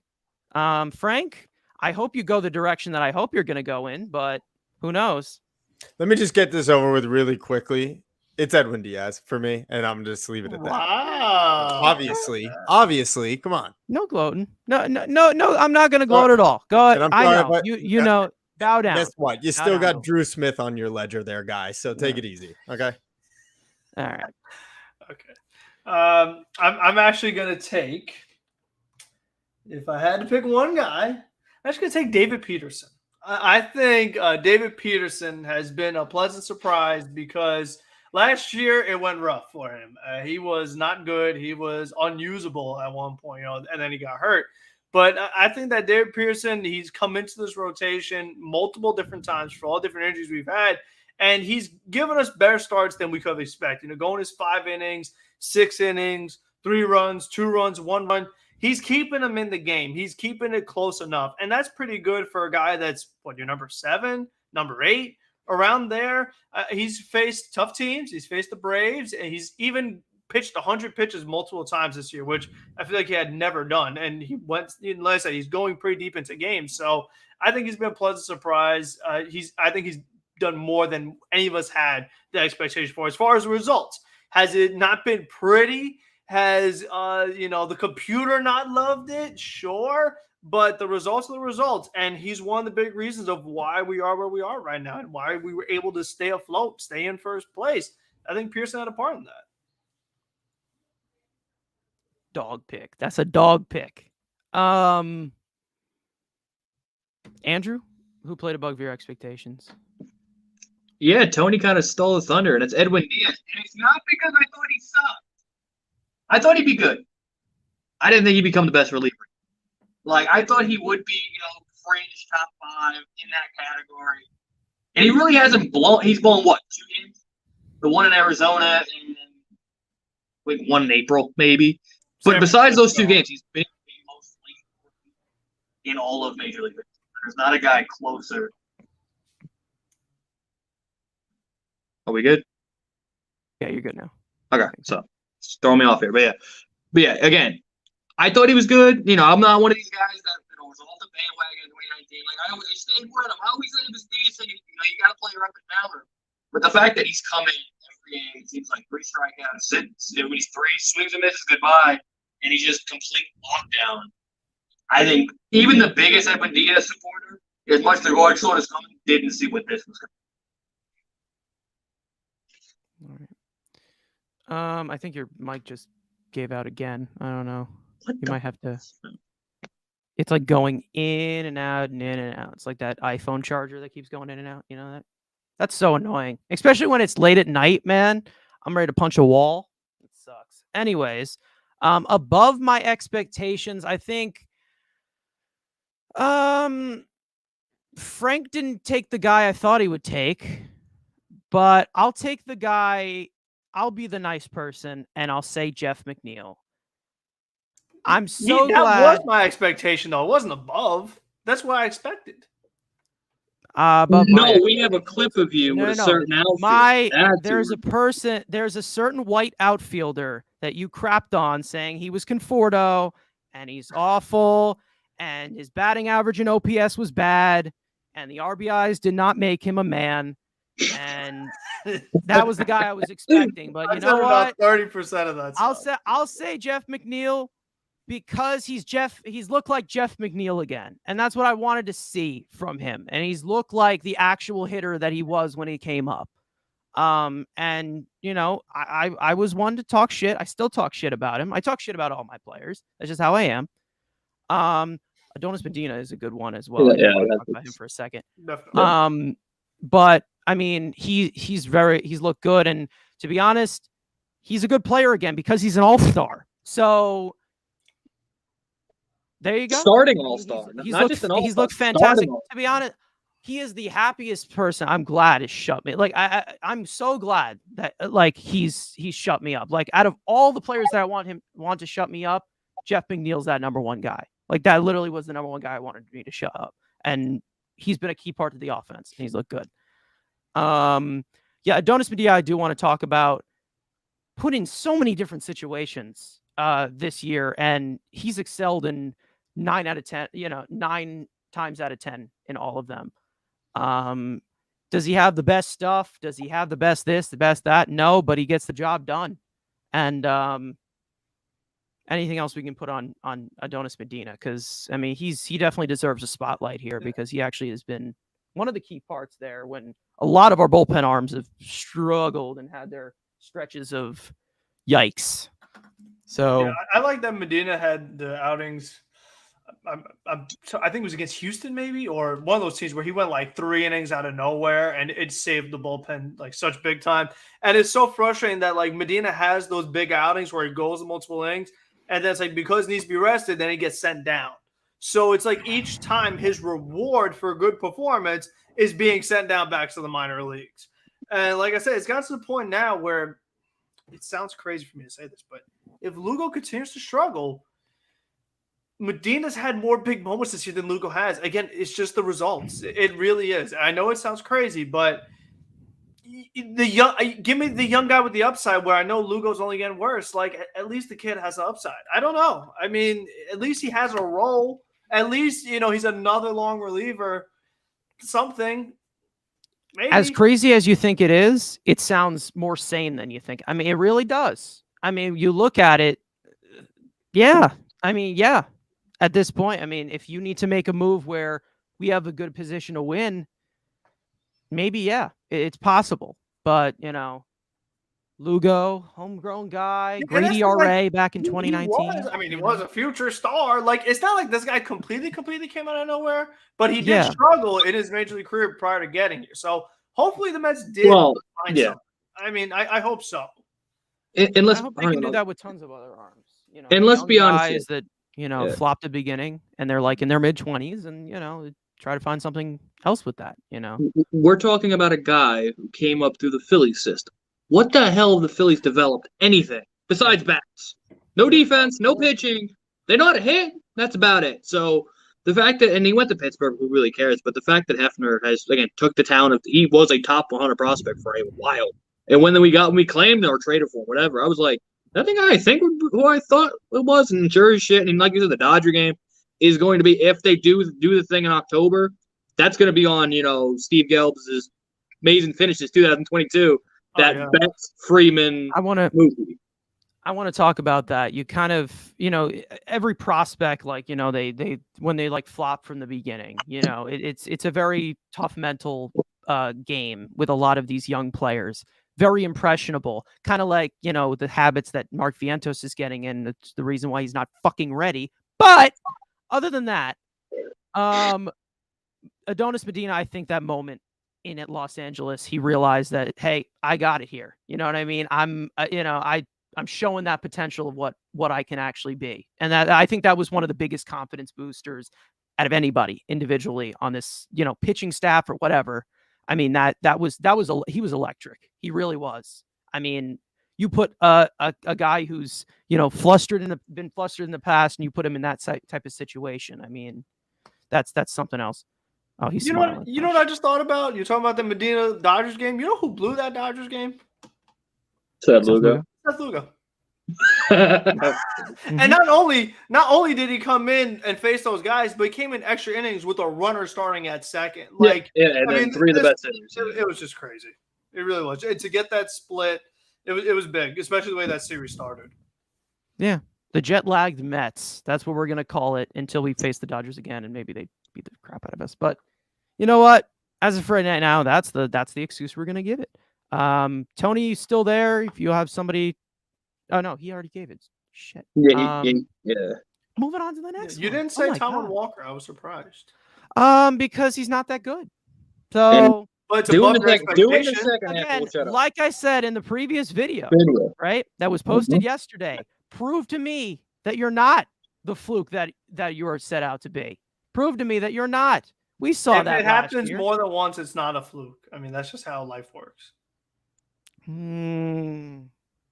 With do it in baseball, the second half. Yeah. Do it in the second half. You saw this last year. All I can say is, with how the game has evolved, you definitely have an imbalance of luck not really working both ways for a while.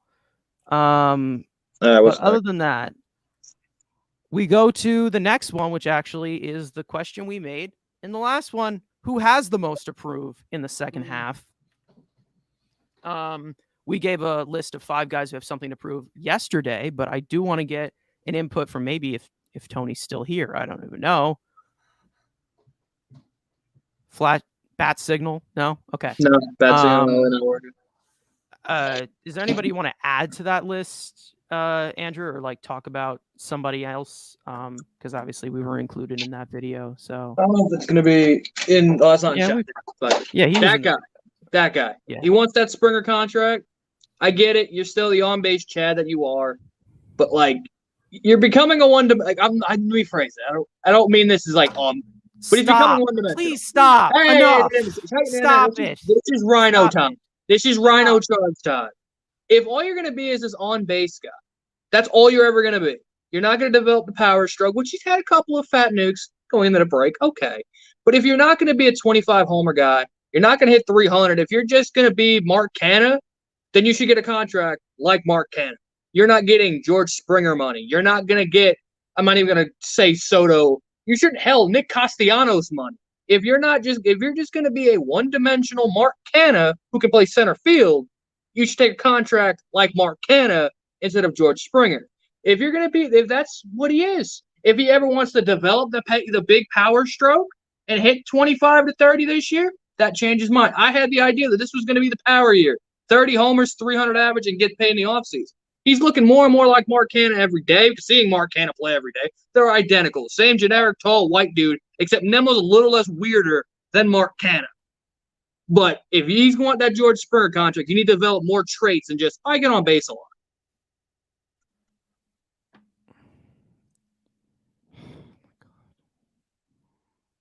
I'm not in distance to slap him at all. So I mean, but Jesus Christ. Whew, that's a tough one. That's a tough one to hurdle over. Nimmo's ground ball rates all good, all jolly. Strikeout percentage, all that stuff. They were at like 54. They're down 51. So he's lifting the ball recently. So whatever. But other than that, he is hitting the ball harder than he ever has this year. But hey, no power. We need a three. He's got the highest exit velocity of his career. No power. Who cares? Yeah, but other than that, that was just a garbage take. And I'll just full on call you out there. Unless Tony's not here for the most to prove. Anyone you want to add to our list that we made of 5 guys? We won't reveal any of those guys. You guys got to go watch it. But Frank, anyone you want to add? Yeah, the 2 guys I have that at least I want to talk about is actually, well, I kind of have 3 guys now I think about it, but DeGrom is one of them because I think, like we said, the opting out, you got to show that, like I know DeGrom is going to be good. Again, that's not the question I have. I know he will be good, but can he get on the major league mound and stay on the major league mound? That's all I'm asking. If he does it, great, I'll pay him, but until it actually happens, because like we said earlier, every time he gets close, he has a setback. So I just want to see it happen. The next guy that's also coming back from injury, I want to see him pitch well, is Trevor May. I think Trevor May has quite a bit to prove because he talks a lot on Twitter. He certainly does. He thinks he's all that. But every time he's in med uniform, all of a sudden his fastball down the middle, home run. It just every now and then. And I don't want to see that happen because, like I said, with Lugo, it scares me. I just don't know, when is Trevor May going to hang that pitch? I mean, I just don't know if you could do that in a postseason series. So that kind of concerns me a little bit. So I want to see Trevor May come back and bounce back. And then to stick with the bullpen, Lugo. I mean, I think he needs to prove that, hey, you know what? He does have a role. He can be a viable guy in the second half that we could trust. So I think it comes down to those guys showing that they can be part of this pennant race and be guys you could count on in October. And also, because I'm still not over this, Dom Smith had the nerve, the unmitigated gall to say he wants to be a starting player. It's only going to happen for the Syracuse Mets. You're not going to be a starter anywhere else in maybe Oakland. That's a maybe. Other than that, ain't nobody going to start you, bud. I mean, the fact that he said, oh, trade me, I'm a starter.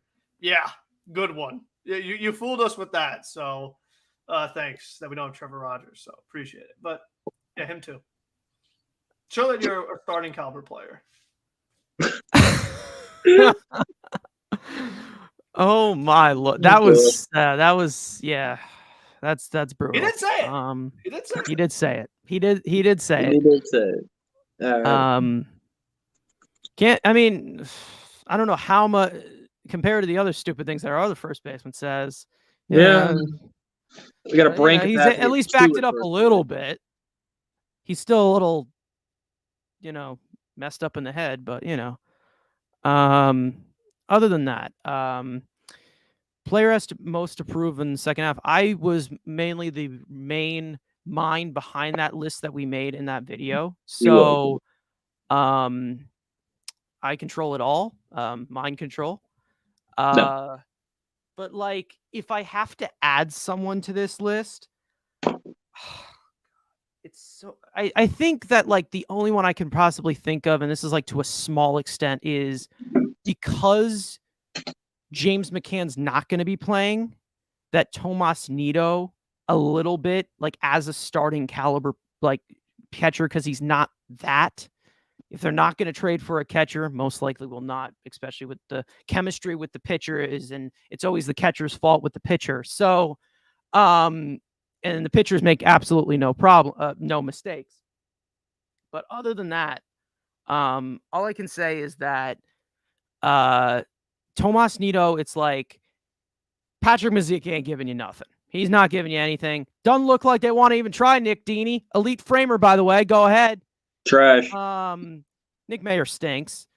Francisco Alvarez, who knows? He may be going to Washington, so who knows? But all I can say is that Patrick Mazeika is not going to get you anything. Tomas Nido is going to be playing 4 out of the 5 days, most likely 5 out of the 5, because of how bad Patrick Mazeika is. But I mean, again, to an extent, Tomas Nido, since he's going to be playing every day, not his fault because he can't control if James McCann is going to be hurt or not, or jacking off or not, getting hurt or whatever, but or just sucking. But other than that, I think it's just like, he's going to be an everyday player. That's the only thing I can really add to that list. But the 5 guys that we listed in that video, I'm like, okay, yeah, these are guys that you can definitely say that they have something to prove in that second half. You can put, what's his name on there as well. Shit. I forgot. There was there's one pitcher I wanted to put on there, but I guess not. Good job. So forgettable. Carrasco. There you go. Being fully healthy as well, and kind of starting to show his age. Can he be our number 4 in the playoffs? Can he be our number 4 in the playoffs again? Veteran presence. We know he's a good guy in the clubhouse, but it's like you can kind of see that he is starting to show his age. But like he's been solid for some parts and not solid for another. That's another guy that you can put out there, but the main 5 guys are in that video. So make sure to go check that out. Also, 5 guys, pretty good burger. Where are you? Okay. Thank you for the distractions. Frank, I saw you smiling about something. What's the deal with? Craig Mish with the Marlins. They're losing big time today, and just the fact that it looks like they're about to just completely fall apart. Maybe Jorge. I hope Jorge Soler could all of a sudden be on the table. Because I'm trying to think. I feel like the Marlins made a trade. Oh, Duvall. They do trade in division. They do. So maybe. I don't know. Because if the Marlins completely fall apart, why not Soler? Why not? Because again, he's more intriguing than some of these other guys we talked about. So could Jeter be right? He looks right. He certainly does. Because if he really wanted Castano, Castano's been bad. It's just like the fact that they just continue to show this philosophy of not spending any money and just being still kicking the Mets' asses when it matters most. Well, but just overall just being absolutely brutal and don't show the willingness to truly compete, and just the way they've treated their 1-star Jazz like complete crap. I mean, come on. I mean, you can from both sides. I mean, we don't want to really get deep into the Marlins, obviously, because it's the fucking Marlins. Who cares? But I'd say that like with Jazz Chisholm, I think there was a lot of give and take with both sides, with Jazz Chisholm and the Marlins. I think both of them have probably been in the wrong with that. Jazz Chisholm, he's young. I think, he's going to make his mistakes as a young player. He's fun. He's cool, but whatever. End of story. Whether you think he's overrated or not, whatever. Because we can go into that for hours and hours and hours. But other than that, I think we can go to this next topic that I want to talk about, and then we'll get to some questions, and then we'll finish it off with the other 2 questions that I have here. So I think we asked this question as well because, trade deadline is coming up. It's going to be the second half of the season. Who will not be on the roster by the end of the season? I'm excluding the 2 pinheads we were talking about. So those cannot be a possibility. But like key players, I mean, obviously Travis Jankowski, he won't be. He's not going to be in the world starting in the World Series, unless Buck likes him. I mean, who knows? But like, key players who could not be here come trade deadline, or they get cut, or they do something illegal. Who knows? Andrew, who's going? Who's gone?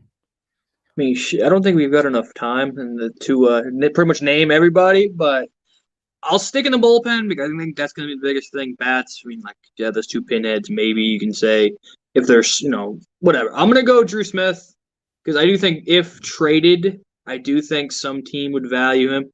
Send him back to Tampa. But I think we have Lucas Duda back. I'm taking. We have Lucas Duda. Well, we have Lucas Duda to first base.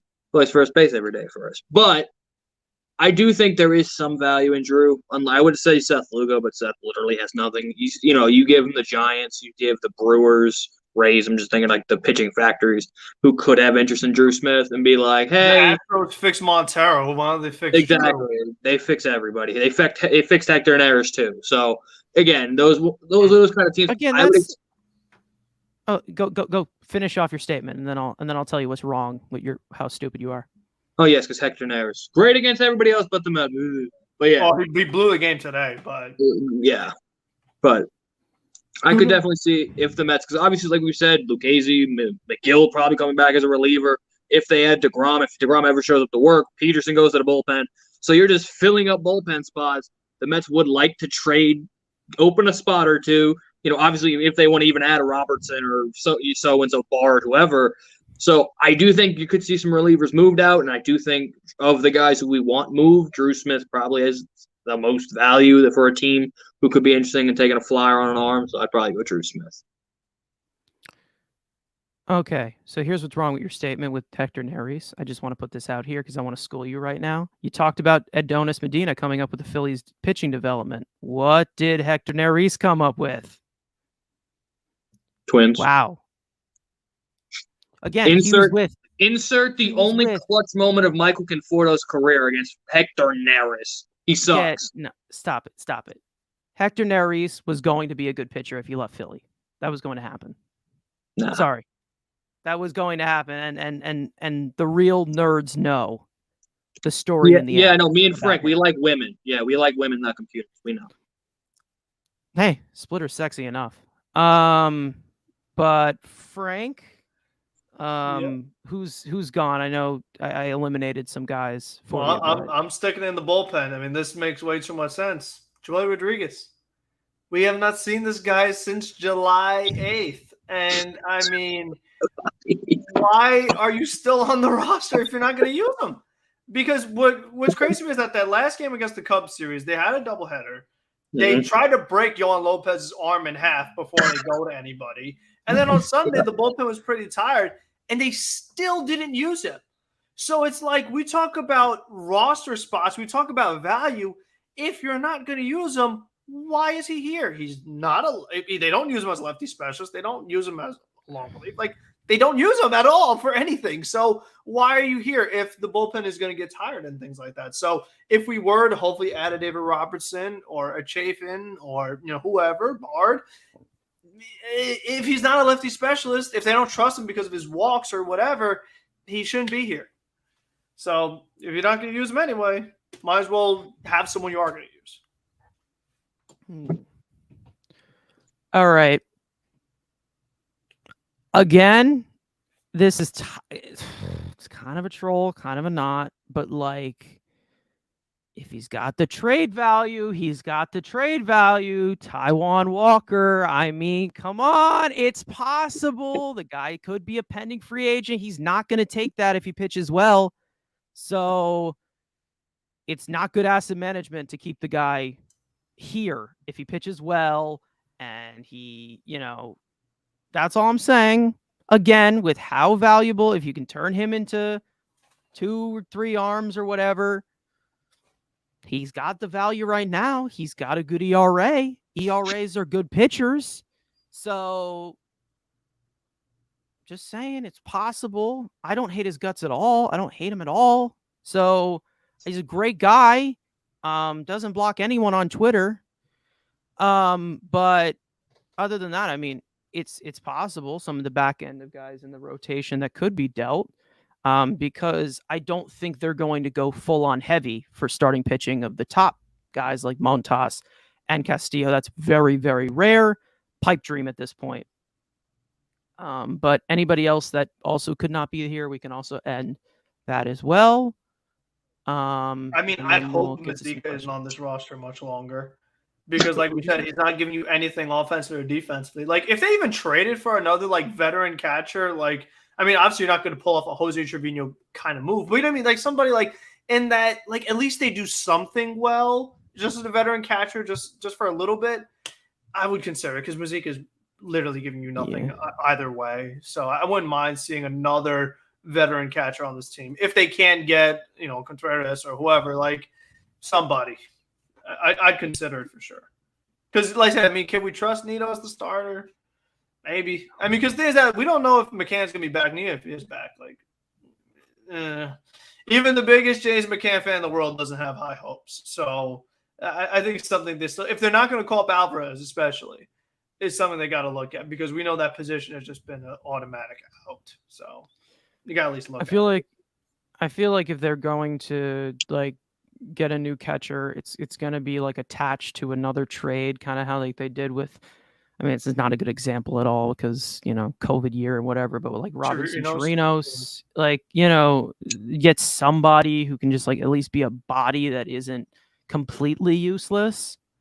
But like, I just think that like the catcher situation, you're just so tied down to it right now. You have such a path right now. It's like, got to watch McCann for another fucking 2 years unless Alvarez is ready. It's just like, again, and that kind of. But if Alvarez, like if Alvarez gets traded, like the McCann era lives on.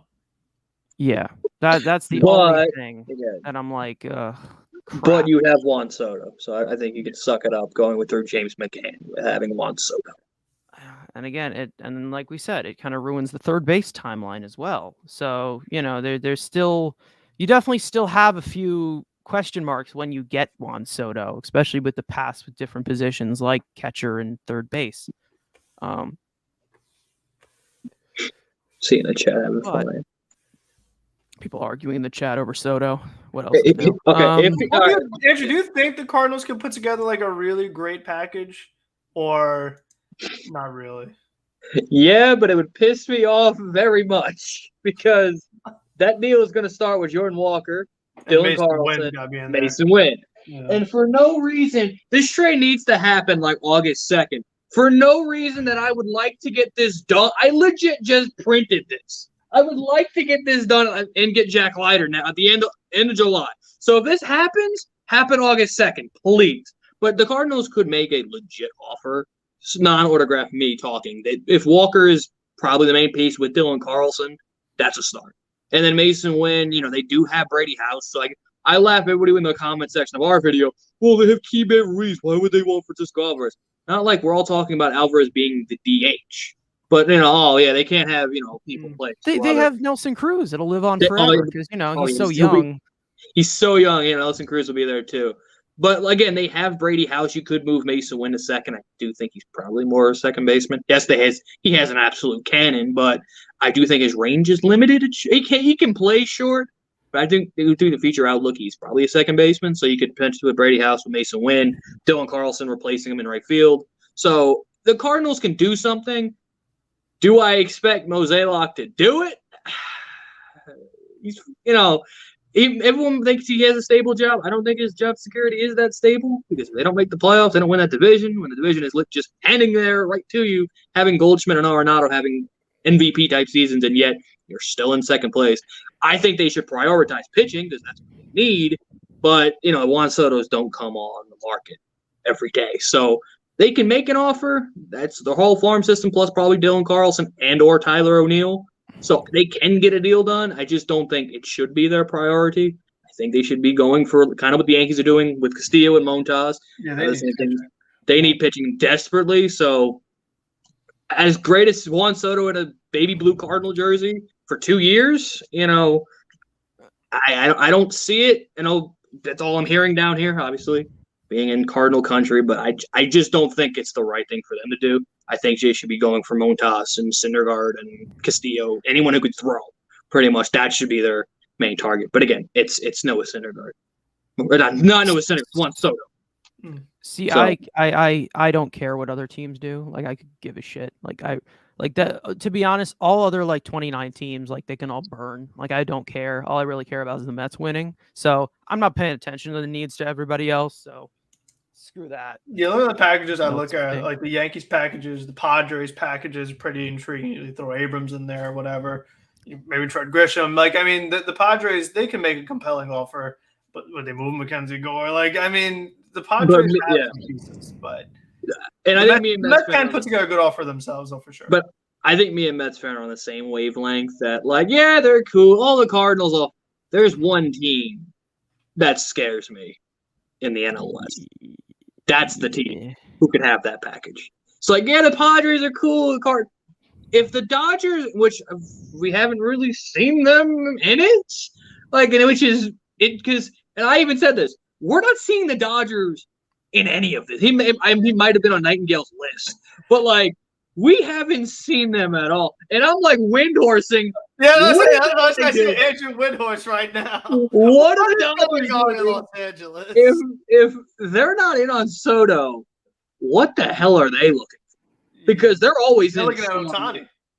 That was I think they're looking at, and this has been talked about way too much, they're looking at Castillo. I think that's what they're looking at. And I think genuinely the Yankees and Dodgers might get in a bidding war for Castillo.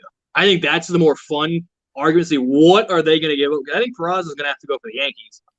Are the Dodgers going to be willing to give up Michael Busch or whatever? We got. Carson, you see update from Tim Healy? Yeah. Is that what you're looking at? Go ahead. You can go. Oh, no, it was just that he threw 60 pitches and 5 innings with ups in a single game. So that's good. 60 pitches is a nice number. 5 innings is a nice number. So if you could get him to come throw 70, 75 even, that's fine by me.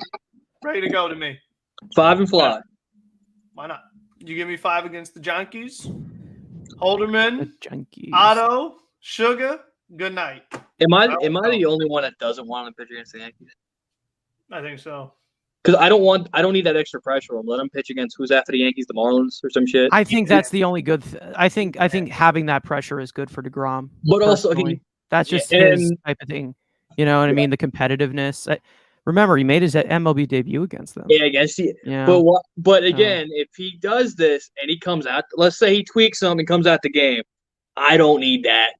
It's just let him. I mean, if he's ready to go, you can always. You can always close the Twitter app. It does not the the UCL jokes. You can just close the app. It's fine. I just think MLB The Show is there for a reason. You can play it. You'll be fine. It's the only game. It's the only reality. Jacob deGrom's always healthy, but I just don't think. I get it. Yes, it's cool. It's for the fans. It's great. I don't think Jake should be coming back. I believe they should be careful with this, but you can't be that careful. Game on. Just one day. You just push him to one day. That's my just give Marlins or whatever the hell's next on the schedule. Yeah. But who did Jacob deGrom come up against with pressure? Who did he make his major league debut against? Oh, I get it, but there's first start back. I don't long-term story. There's already enough pressure on him just to pitch, and now you're gonna throw the Yankees on top of that. Come on. The Yankees strike out. He's a strikeout pitcher. Come on now. Gallo versus Sliders DeGrom, in the dirt. Sliders in the dirt. All right. Let's get back to whatever's left on the list, and then let's get out of here. Yeah. But I do also want to talk about the most underrated Mets so far. I think we've kind of hinted a lot of these guys throughout all these other questions, so maybe that's kind of a fucking empty topic. But anybody else, like just somebody that's just like really been a key piece, but's like not talked about enough. What you got from? Go ahead, Andrew. Go ahead. I'm gonna say Frank even brought it up. I guess what I think expected is Starling Marte. He doesn't get the love. That was my answer. That was my guy. Like I get it. He makes me all like I laugh. I'm watching like friends are like, how the hell is Starling? Because he's had a good year. Like yes, he doesn't have McNeil's 300, but he's pretty damn close. And like 290 something. Exactly. Like he doesn't have the crazy power. He's still got a decent amount of homers. And he's a completely different when he's in the lineup. It's behind Nemo. Compared to when he's not in the lineup, this team is a completely different team. Defensively, I mean, yeah, he's not, a goal, but he's making a case to, be in the conversation. He's got a great arm, which, Conforto had a decent arm, but I think his is a little stronger, maybe less accurate than Conforto's, but a stronger arm. He gets to a lot more balls than Conforto do because he's just got better foot speed. He can get the balls in the gap, balls in the alley, and just because, again, he's faster. But, again, I don't think a lot of Mets fans do give him the respect. I get it, Jeff and Pete and Brandon and, when Canna was hot and hitting 300 every, in the beginning of the year. But nobody really gives Marte the respect he kind of deserves. And, again, I think Mets fan brought this up, or comparison up, I think when you signed him. Or this Granderson comparison just seems to be more and more every day. It looks more and more like it. Only if you could hit for more power, which, again, it's not his game. But if you could find that other power bat, he's been a complete game changer for Billy Epler and in this offense when he is playing. Yeah, the type of play style that Starling Marte has, it does make me nervous for when he does age. But and it does make me a little bit more nervous than I was originally. But as of what you're seeing right now, I mean, you have your top guys of Scherzer and Lindor gets a lot of the spotlight, and Alonso and McNeil and all of these guys. But Starling Marte, yeah, I mean. Starling Marte, I mean, he's been so what? Nothing. Keep going. Just Starling Marte has been a really big key piece, and I think it's definitely tool-hole production that you haven't seen for a while from this team. I think it's definitely something, and one thing I do want to flex: ground ball rate is under 50% this year for him. So. And the other thing, too, is we talk so much about the fourth outfielder, just the outfielding depth in general of this team. When Marte missed that series against the Braves, who was playing right field? Travis Jankowski. If that doesn't tell you how important Starling Marte is, I don't know what else will. I mean, Mets Twitter is more concerned with this guy's abs than how well he has performed for this team. Because you're right. When somebody does something, everybody be like, oh, my gosh, or so-and-so. But Marte – he's just been solid, steady all year, getting on base 2 times, 3 times in the game. And I feel like I don't see people tweeting about it. And his power is sneaky. Marte doesn't hit a lot of homers, but he doesn't get a cheapie. When Marte hits it, he crushes it. I mean, with those abs, those pythons, I mean, that ball got to move when he gets the sweet spot. All right, don't slip off your seat now. But other than that, I mean, before the trade deadline, before they got Cespedes, you ready for this comparison? Mm-hmm. When Curtis Granderson wasn't in the lineup, who was playing? Kurt Neuenhuis? Oh, God. But that's what we've been saying all along, that just the outfielding John Mayberry Jr. It's still Wilpon-esque outfield depth right now. It really is. And that's the other thing we didn't really talk about Juan Soto. Yeah. Since we traded away PCA, I hate to lose Alex Ramirez too. You know what I mean? It's just we're running low on outfielders here. We really are. Because clearly in Plummer, we don't know what we got. And Canada's only going to be a couple years. Like we said, Marte's only going to be a few years. Are we going to keep Nemo? It just feels Simon like that's Juan's very young. Simon Juan is very young. Yeah, very, very young. So it's just that's the other thing, the long-term. We're talking about long-term catcher, long-term third base, long-term outfield. That's another question mark eventually. So I think a prospect dump is definitely possible in this offseason. Definitely somebody with somewhat of trade value. And they can, somewhat maybe guys who are, mid-level to, That's why if they could trade you know, Dom for just like a random upside project try and get outfielder, another go Khalil for Lee it. trade, but like someone who Exactly. actually doesn't, like to swing at everything. But yeah, Lucas Duda and Daniel Murphy were playing outfield. Yep. There you go. There is so many parallels that you have with Marte and Granderson. It's actually spooky, shall we say. But other than that, yeah, one more thing I want to talk about is obviously over it all, the MVP, who has been the top guy. Like just the main reason why this team is the number one. There's some obvious ones. Oh no, I actually didn't talk about my underrated Met. I'll talk about him later. But yeah, other than that, actually, you know what? I don't think Frank got his underrated Met either. So It was gonna be Marte. That's what I it was was gonna gonna be talk Marte. about. Yeah, Okay. so- Well, mine. Oh, while we're at it, Trevor Williams. This was my guy who I had as my breakout candidate, and I just think that like the role that he was going to be put in, he was going to thrive in it, and he really has. And he's not perfect. He doesn't have the best stuff, but he gets the job done. He's there to throw strikes. It's strikes only, folks. But other than that, MVP. Sorry, we're at the 2-hour mark. I'm flustered a lot. Andrew, MVP? Who do you got? Do I say it? Yeah, fuck it. It's Pete. Again, he's had a great year. I mean, I get it. He's a generic tub. He's gonna hit a lot of fat nukes. Never in big situations. They'll always hit him when they're up 9-1 or down 9-1. And he did have a couple walk-offs this year. So I can't make completely the Lucas Duda joke, but he's had some bigger moments. Yet still, and he's the batting average is decent, and obviously could have been starting first baseman if Paul Goldschmidt wasn't off his damn rocker this year. Probably should have started at first base for the National League team. But again, can he keep it up? Could maybe losing the Derby unleash a new side of a monster polar bear for a monster second half to God knows what happens. So again, first half, I'll give it to Pete. Again, she's a good polar bear, but again, a rhino would still whoop his ass. All right. Who's the MVP, Frank? Well, since Andrew took Alonso, I was going to take Alonso, but the other guy who's been his partner, his tag team guy, has been Francisco Lindor. I know the batting average is not that good. It's not as high as I would like it to be. Trust me. You're the only one who cares. As an old man, I would like the batting average to be higher. But, he's got the RBIs. That's the other good old man stat that he has. But Lindor has done it a lot when it matters most. When he's gotten the runs driven in, whether it's the 7th inning or 8th inning or 9th inning, he's made the big plays on defense or on the bases. And he's just the guy that it's like with him and Alonso, they count for so much of the Mets' total runs scored.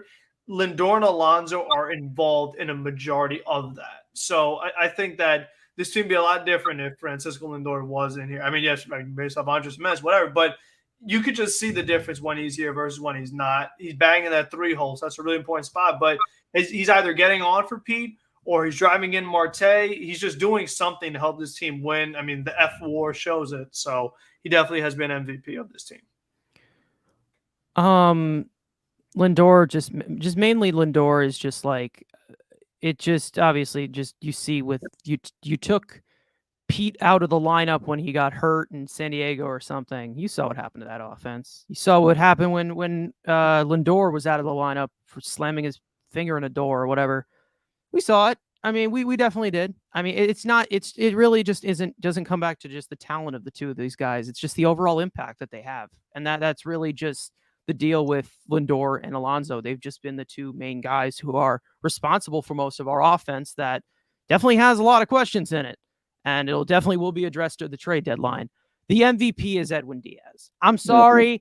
End of story. The man has been dominant. I told you so. Go fuck yourselves.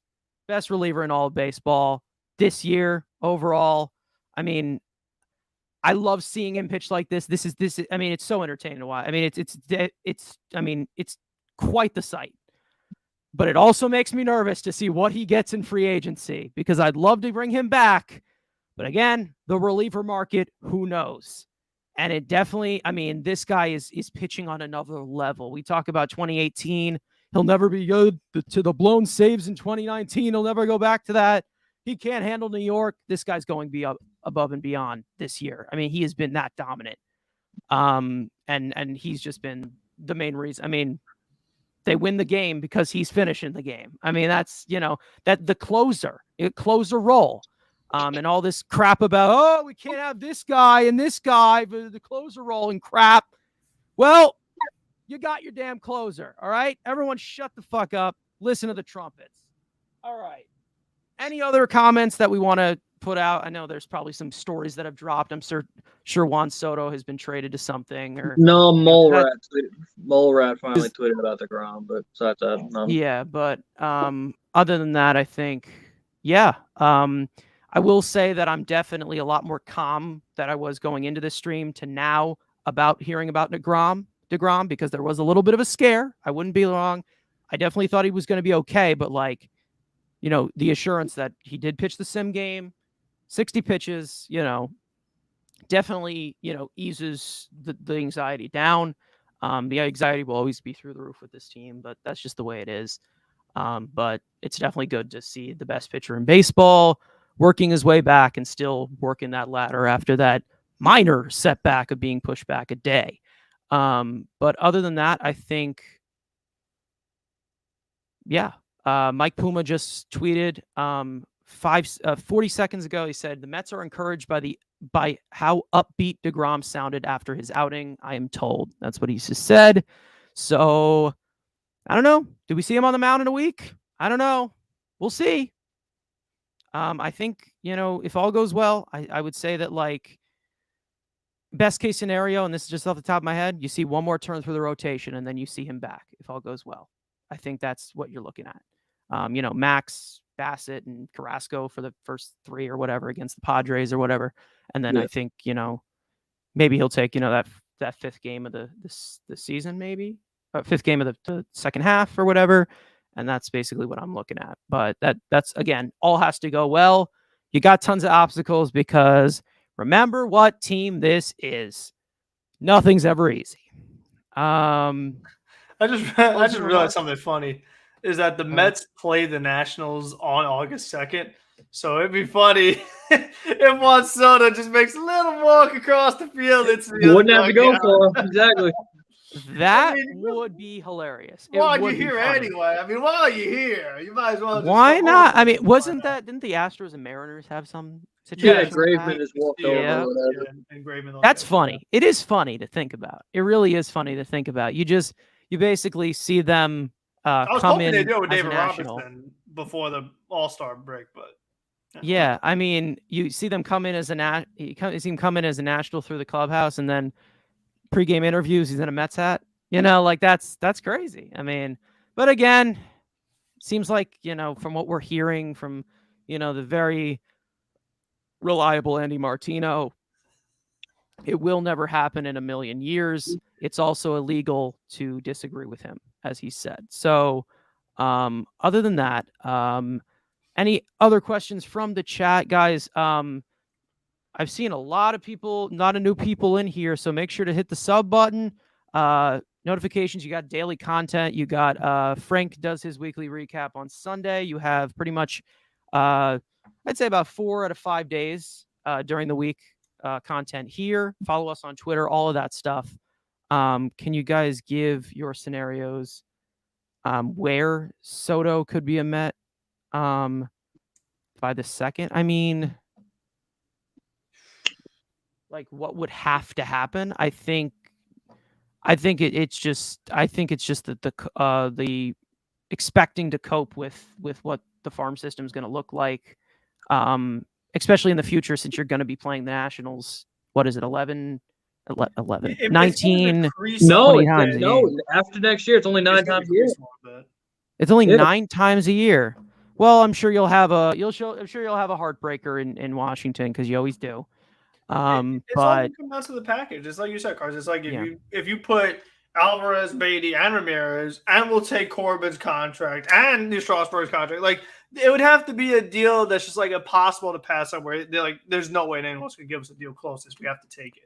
That's the only way you can do And it. again, It's we early have on. that flexibility to make that advantage for ourselves if we want to. Again, like we've said, but if you want to save the prospect capital, we've talked about Billy Epler, how he's talked about Beatty and Alvarez. They're not going anywhere for anybody or whatever. They want to build up the farm. That's been definitely established by what's it called? Cohen and even Sandy whenever he's awake. What did you want to add? I was gonna say, if Alvarez isn't going anywhere, why else would you draft Prada? Best player available.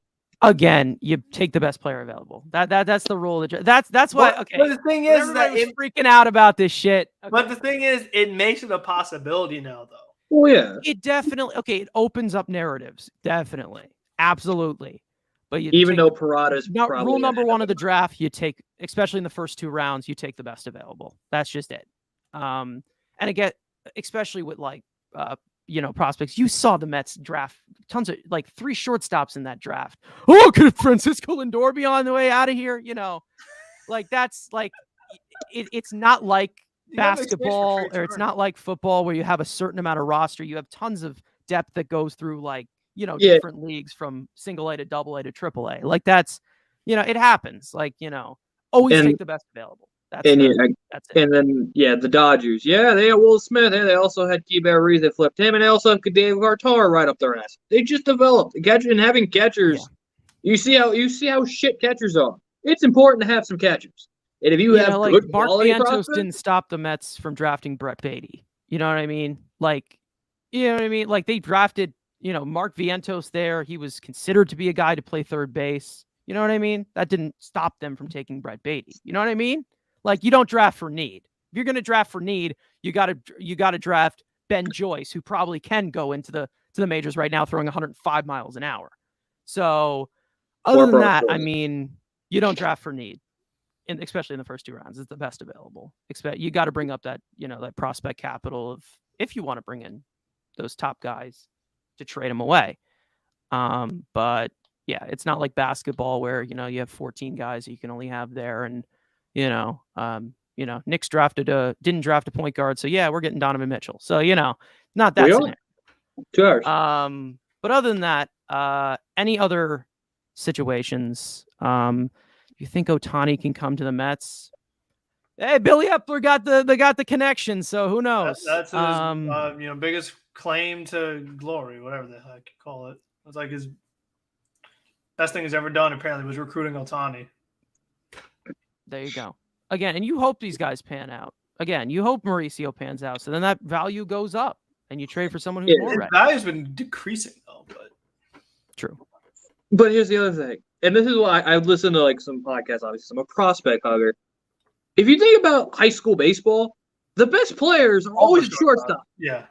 Yes, they might be a shortstop right now in high school. Here's another thing. Yeah. You're going to move it. Jet might be a second baseman. Jet could be a center fielder. That's already said. He's a second baseman. Yeah, that's another thing that I was going to bring up with the draft. That's probably not going to be their main position that they play. You know what I mean? It's possible. Vientos isn't going to be a third baseman. And they've already said about Vientos ain't going to be a first baseman. And they've already said about Another example. The A's drafted first round pick Nick Soderstrom. He's not going to be a catcher. But he was Tyler Berg's not going to be an outfielder. Tyler Soderstrom. Fuck off, Kyler. Yeah, sure. Again, we're getting late here. But other than that, I think closing remarks for anything. This is the closing remark. That is the closing remark. Exactly. That says it all. But all I'm saying is that if y'all make me talk about that motherfucker again, I'm gonna start to get violent. I'm gonna say I know I don't look like someone who can get violent, but I can scrap. All right, I can be a scrapper. All right, no. I can be sneaky good. All right, sneaky power like Starling Marte. All right. But other than that, Andrew, any closing remarks about Donovan Mitchell? No. What? I mean, yeah, he'll be a Nick in a few hours, but again, I recorded a prospect video because I brought them back. 7 prospects I expect to get moved at the deadline. Looking pretty smart of who's going to be in that deal for Soto, Castillo, whatever. Mostly involved with a couple teams. I only had really 4 teams on there: Seattle, 2 Dodgers, 2 Mets, and 1 Yankee. So check that out. Whenever Donovan Mitchell's officially a Nick, because it's almost confirmed, we're just waiting for the Woj bomb or the Shams tweet. we know what's going to go on. I'll be live on the channel, probably doing air thrust, jumping up for joy because the Knicks have a superstar or a good all-star. And besides that, again, if a trade happens, breaking down any trades that do happen, not just Mets, but blockbusters, breaking down mostly the prospect side usually of deals, but obviously talking about the main major league piece. But besides that, check out our content that this and me and that very white individual make every day. And stop trying to censor me in the comment section. I'll get worse. Okay? We see you. I can get worse. That's just more work for him. So we can get worse. It's about being authentic, folks. All right. If you hear something you don't like, get up out of here. That's not our problem. I apologize. And that's a threat. No, I'm joking. Maybe. Frank? Maybe. Yeah. Frank about sports. I'm frank about it. Same thing on Sunday. If you don't like negativity, oh well. Sweep some teams. Stop being allergic to sweeps. I won't complain. But with trade deadline season getting closer, it makes more content, rumors, moves that happen, predictions, all that fun stuff. So it's coming very shortly. So very exciting as we get into the second half. It's going to be fun, I hope. Oh, yeah. 68 games remaining in the regular season because math. And, yeah. Not nice. Other than that, maybe the next time we stream, JD Davis and Dom Smith aren't here. So that'd be nice. But, they got 9 lives. So other than that, just like, I won't even mention his name. Just wrap it up. Other than that, we were here for 2 hours and 15 minutes. Guys, if you're watching on the replay, subscribe, like this stream, like every video that we've made. A lot of content coming up your way, especially with the trade deadline. You're going to see a lot more to an extreme. Other than that, we'll see you guys next time whenever we see you. And headphones warning. Headphone warning. Headphone warning. I promise we'll figure this out, guys. I apologize. Volume control, I'll figure it out with StreamYard. But and make sure you're watching Empire Sports Media. This was brought to you by check out for all your New York sports needs. Empire Sports. Okay, cool. Let's go Mets. Let's go Mets. Jake, you better be healthy.